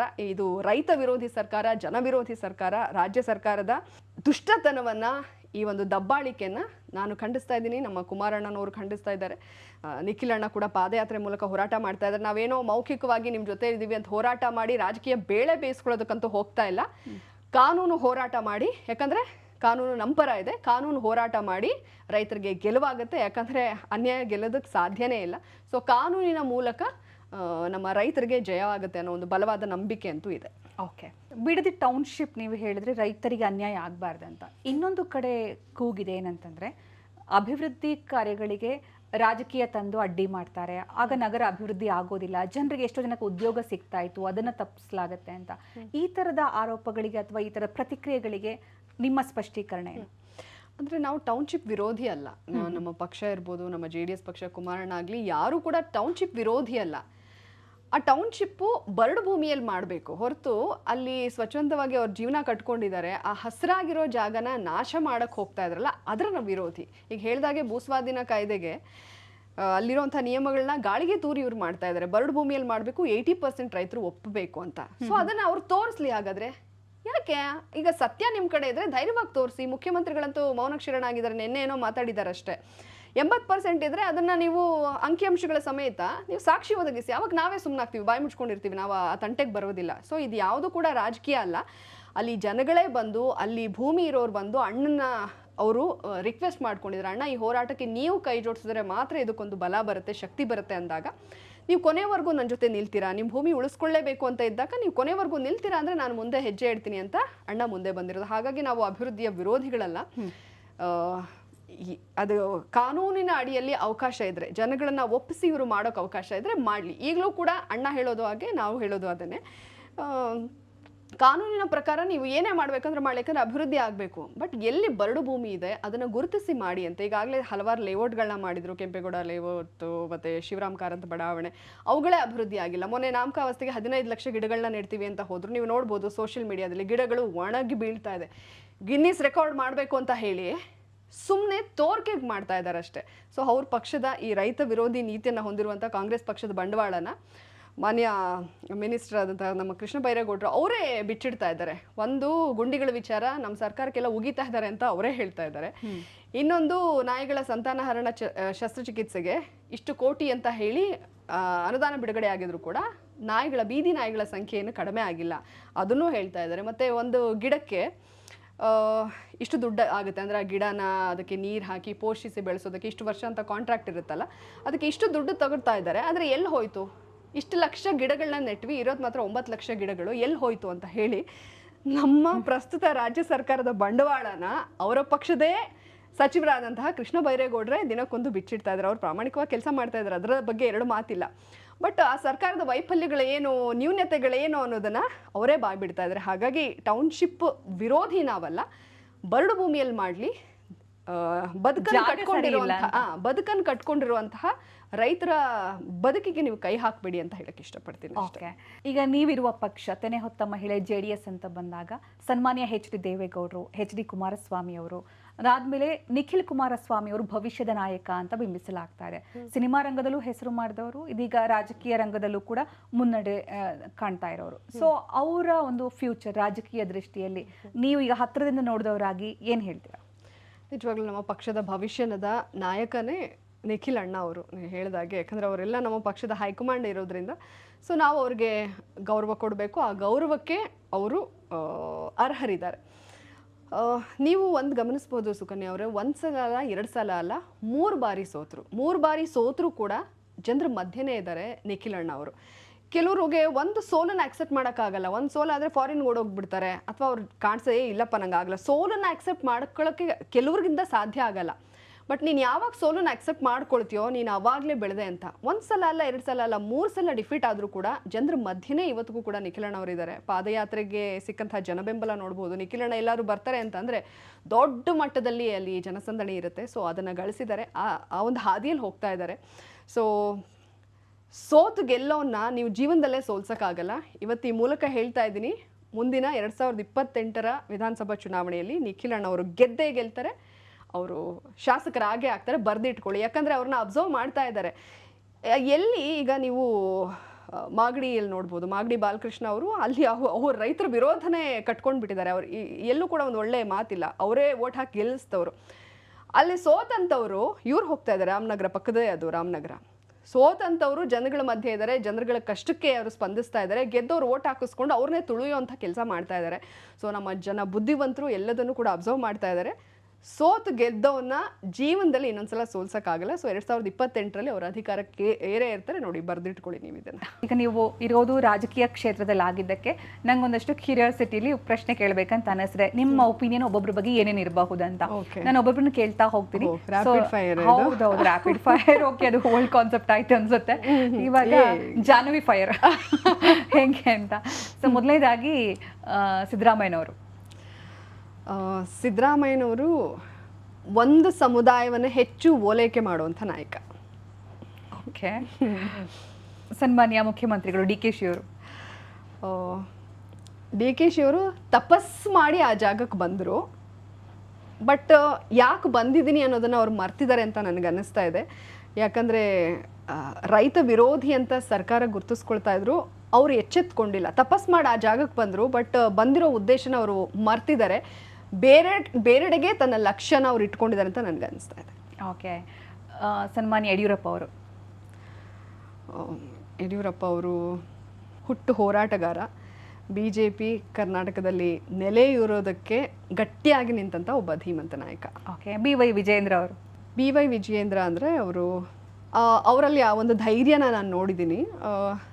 ಅವರು ಯಂಗಿದ್ದರೂ ಕೂಡ ಇಲ್ಲ ನಾನೇನೋ ಮಾಡಬಲ್ಲೆ ಅಂತ ಹೇಳಿ ಅವರು ಮುಂದಕ್ಕೆ ಹೆಜ್ಜೆನ ಇಟ್ಟಿರೋದು, ಅದ್ರ ಬಗ್ಗೆ ಭಾಳ ಖುಷಿ ಇದೆ. ಯಾಕಂದರೆ BJP ಅಂತ ರಾಷ್ಟ್ರೀಯ ಪಕ್ಷಗಳಲ್ಲಿ ಕುಟುಂಬ ರಾಜಕಾರಣ ಅದು ಇದು ಸೌಂಡ್ ಆಗುವಂಥ ಆ ಅವಧಿಯಲ್ಲಿನೂ ಕೂಡ ಅದನ್ನೇ ಮೆಟ್ಟಿ ನಿಂತು ಇಲ್ಲ ನಾನೊಬ್ಬ ಸಮರ್ಥವಾಗಿ ಬೆಳೀತೀನಿ ಅಂತ ಹೇಳಿ ಮುಂದೆ ಹೆಜ್ಜೆನ ಇಟ್ಟು ಅವರು ಧೈರ್ಯವಾಗಿ ಮುನ್ನುಗ್ಗಿದ್ರು. ಅವ್ರದ್ದು ಏನು ಕನಸಿದೆ ಅದರತ್ತ ಅವರು ಕೆಲಸ ಮಾಡ್ಕೊಂಡು ಹೋಗ್ತಾ ಇರೋದನ್ನು ನೋಡ್ತಾ ಇದ್ದೀವಿ. BJPಯ ಭವಿಷ್ಯದ ನಾಯಕ. ಓಕೆ. ಹಾಗೆ ಸನ್ಮಾನ್ಯ ದೇವೇಗೌಡರು. ದೇವೇಗೌಡರು ಅವ್ರ ಬಗ್ಗೆ ಏನು ಹೇಳಿ, ಅಪ್ಪಾಜಿ. JDS ಪಕ್ಷದ ಸಂಸ್ಥಾಪಕರು. ಸ್ವಾಭಿಮಾನಕ್ಕೆ ಇನ್ನೊಂದು ಹೆಸರಿದ್ರೆ ಅಪ್ಪಾಜಿನೇ. ಒಬ್ಬ ಸ್ವಾಭಿಮಾನಿ ರಾಜಕಾರಣಿ ಅಂತ ನಾವು ಗೂಗಲ್ ಮಾಡಿದಾಗ ನಮ್ಮ ದೇಶ ಅಂತಲ್ಲ, ಮೋಸ್ಟ್ಲಿ ಪ್ರಪಂಚದ ಗೂಗಲ್ನಲ್ಲಿ ಬರಬೇಕು ಅಂದರೆ ಅದು ಅಪ್ಪಾಜಿ ಹೆಸರೇ ಬರಬೇಕು. ಓಕೆ. HD ಕುಮಾರಸ್ವಾಮಿ ಅವರು.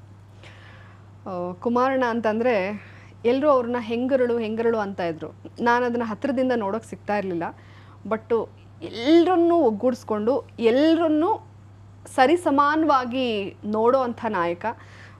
ಸದಾಕಾಲ ಜನಸೇವೆ, ರೈತರ ಪರವಾಗಿಯೇ ಅವರ ಮನಸ್ಸು ತುಡಿತಾ ಇರುತ್ತೆ. ಅದು ಆರೋಗ್ಯ ಹದಗೆಡ್ಲಿ ಏನೇ ಆಗಲಿ ಅಲ್ಲಿಂದ ಮತ್ತೆ ಬಂದು ಇಲ್ಲ ನಾನು ಸ್ಟಿಲ್ ಫೈಟ್ ಕೊಡ್ತೀನಿ ಅಂತ ಬರ್ತಾರಲ್ಲ. ಸೊ ಅವರು ಬೇಗ ಗಿವ್ ಅಪ್ ಮಾಡೋ ಅಂಥವ್ರಲ್ಲ.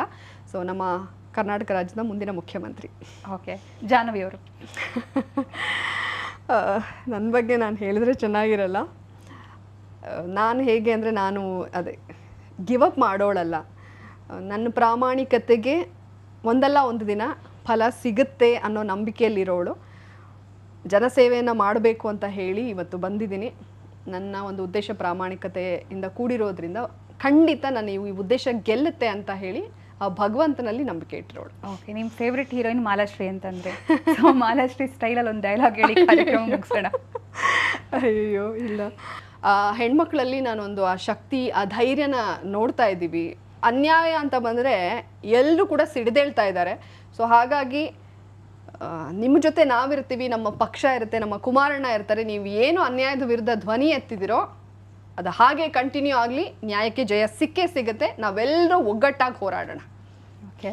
Thank you Jahnavi. Next time ನಾನು ನಿಮ್ಮನ್ನು ಮೀಟ್ ಆಗುವಾಗ ಬಹುಶಃ ಯಾವುದೋ ಒಂದು ಸ್ಥಾನವನ್ನು ಅಲಂಕರಿಸಿರ್ತೀರಿ ರಾಜಕೀಯವಾಗಿ ಅಂತ ನಾನು ಕೂಡ ಆಶಿಸ್ತೀನಿ. ಬಿಕಾಸ್ ನೀವು ಬೆಳೆದಷ್ಟು ನಮಗೂ ಖುಷಿ ಆಗುತ್ತೆ, ನಮ್ಮ ಜೊತೆಗೆ ಇದ್ದವರು ಒಂದು ಒಳ್ಳೆ ಸ್ಥಾನವನ್ನು ಅಲಂಕರಿಸಿದ್ರು ಅಂತ. ಆ ನಿಟ್ಟಿನಲ್ಲಿ ನಿಮ್ಮ ಮ್ಯಾನಿಫೆಸ್ಟೇಷನ್ ಇರಲಿ, ನಿಮ್ಮ ಏನು ಹೇಳ್ತಾರೆ ಲಕ್ಷ್ಯ ಕೂಡ ಇರಲಿ, ಗುರಿ ಕೂಡ ಇರಲಿ. ಜೊತೆಗೆ ನಿಮ್ಮ ಈ ಪ್ರಾಮಾಣಿಕತೆಯ ಒಂದು ಥೀಮಲ್ಲಿ ನೀವೇನು ಮುಂದುವರಿತಾ ಇದ್ದೀರಿ ರಾಜಕೀಯ ಕ್ಷೇತ್ರದಲ್ಲಿ, ಬಹಳ ಅಡೆತಡೆಗಳಿರ್ಬೋದು, ನಿಮಗೆ ತುಂಬ ಚಾಲೆಂಜಸ್ ಎದುರಾಗಬಹುದು. ಬಟ್ ಆ ಚಾಲೆಂಜಸ್ ಬರಲಿಕ್ಕಿಲ್ಲ ಅಂತ ಹೇಳೋಕ್ಕಾಗಲ್ಲ, ಅದನ್ನು ಫೇಸ್ ಮಾಡೋ ಧೈರ್ಯ ನಿಮಗೆ ಕೊಡಲಿ ದೇವರು ಅಂತ ಕೇಳ್ಕೊಳ್ತೀನಿ. ಆ್ಯಂಡ್ ಜನನಾಯಕಿ ಜಾಹ್ನವಿಯಾಗಿ ಇನ್ನಷ್ಟು ನೀವು ಪ್ರಸಿದ್ಧಿ ಹೊಂದಿ, ಆಮೇಲೆ ಅದೇನು ನೀವು ಚೈಲ್ಡ್ಹುಡ್ಡಲ್ಲಿ ಡ್ರೀಮ್ ಮಾಡ್ತಿದ್ರಲ್ವಾ, ಸೆಲೆಬ್ರಿಟೀಸ್ ಎಲ್ಲ ಬಂದರೆ ಹಂಗಿರುತ್ತೆ ಹಿಂಗಿರುತ್ತೆ ಒಂದು ಗುರ್ತು ಹಿಡಿದ್ರೆ ಸಾಕಂತ, ನಿಮಗೆ ಸಾಕಾಗೋ ಅಷ್ಟು ಗುರ್ತು ಸಿಗೋ ಥರ ಆಗಲಿ ಅಂತ ಕೇಳ್ಕೊಳ್ತೀನಿ. ಸೊ ಒಂದು ಒಳ್ಳೆ ಮಾತು ಹೇಳಿ, ಸೋತು ಗೆದ್ದವರನ್ನ ಜೀವನದಲ್ಲಿ ಯಾರೂ ಸೋಲ್ಸಕ್ಕಾಗಲ್ಲ ಅಂತ. ಸೋಲನ್ನ ಅಕ್ಸೆಪ್ಟ್ ಮಾಡಿದ್ರೆ ಸಾಕು, ಅದೇ ದೊಡ್ಡ ಗೆಲುವು ಅಂತ ಹೇಳ್ತಾರೆ. ಯಾವುದು ಗೆಲುವು ಅಂತಂದ್ರೆ ನಾವು ಸೋತಿದೀವಿ ಅಂತ ಒಪ್ಕೊಳ್ಳೋದೇ ದೊಡ್ಡ ಗೆಲುವು ಅಂತ, ಅಲ್ಲಿಂದ ಜೀವನ ಬದಲಾಗುತ್ತೆ ಅಂತ. ಬಹುಶಃ ರಾಜಕೀಯದಲ್ಲೂ ಈ ಮಾತನ್ನ ನೀವು ತುಂಬಾ ಹತ್ರದಿಂದ ನೋಡಬಹುದು ಅಂತ ಅನ್ಸುತ್ತೆ. ನಾಯಕರ ಬಗ್ಗೆ ಎಲ್ಲ ಮಾತಾಡಿದ್ರಿ, ನಿಮ್ಮ ರಾಜಕೀಯ ಜರ್ನಿ ಬಗ್ಗೆ ಮಾತಾಡಿದ್ರಿ, ನಿಮ್ಮ ಆಸ್ಪಿರೇಷನ್ಸ್ ಬಗ್ಗೆ ಮಾತಾಡಿದ್ರಿ, ಕನಸುಗಳು, ನಿಮ್ಮ ಬಯಕೆಗಳು, ನಿಮ್ಮ ಗುರಿ ಎಲ್ಲವೂ ಕೂಡ ಒಳ್ಳೇದಾಗ್ಲಿ ಅಂತ ಆಶಿಸ್ತೀನಿ. ಇದೀಗ ಜಾಹ್ನವಿ ಚಾಪ್ಟರ್ 2ಗೆ ನಾವು ಮುಖ ಮಾಡೋಣ. ಮುಂದಿನ ಮಾತುಕತೆಗೆ ಹೋಗೋಣ. ರೆಡಿ ಇದ್ದೀರಾ? 100%. ಓಕೆ.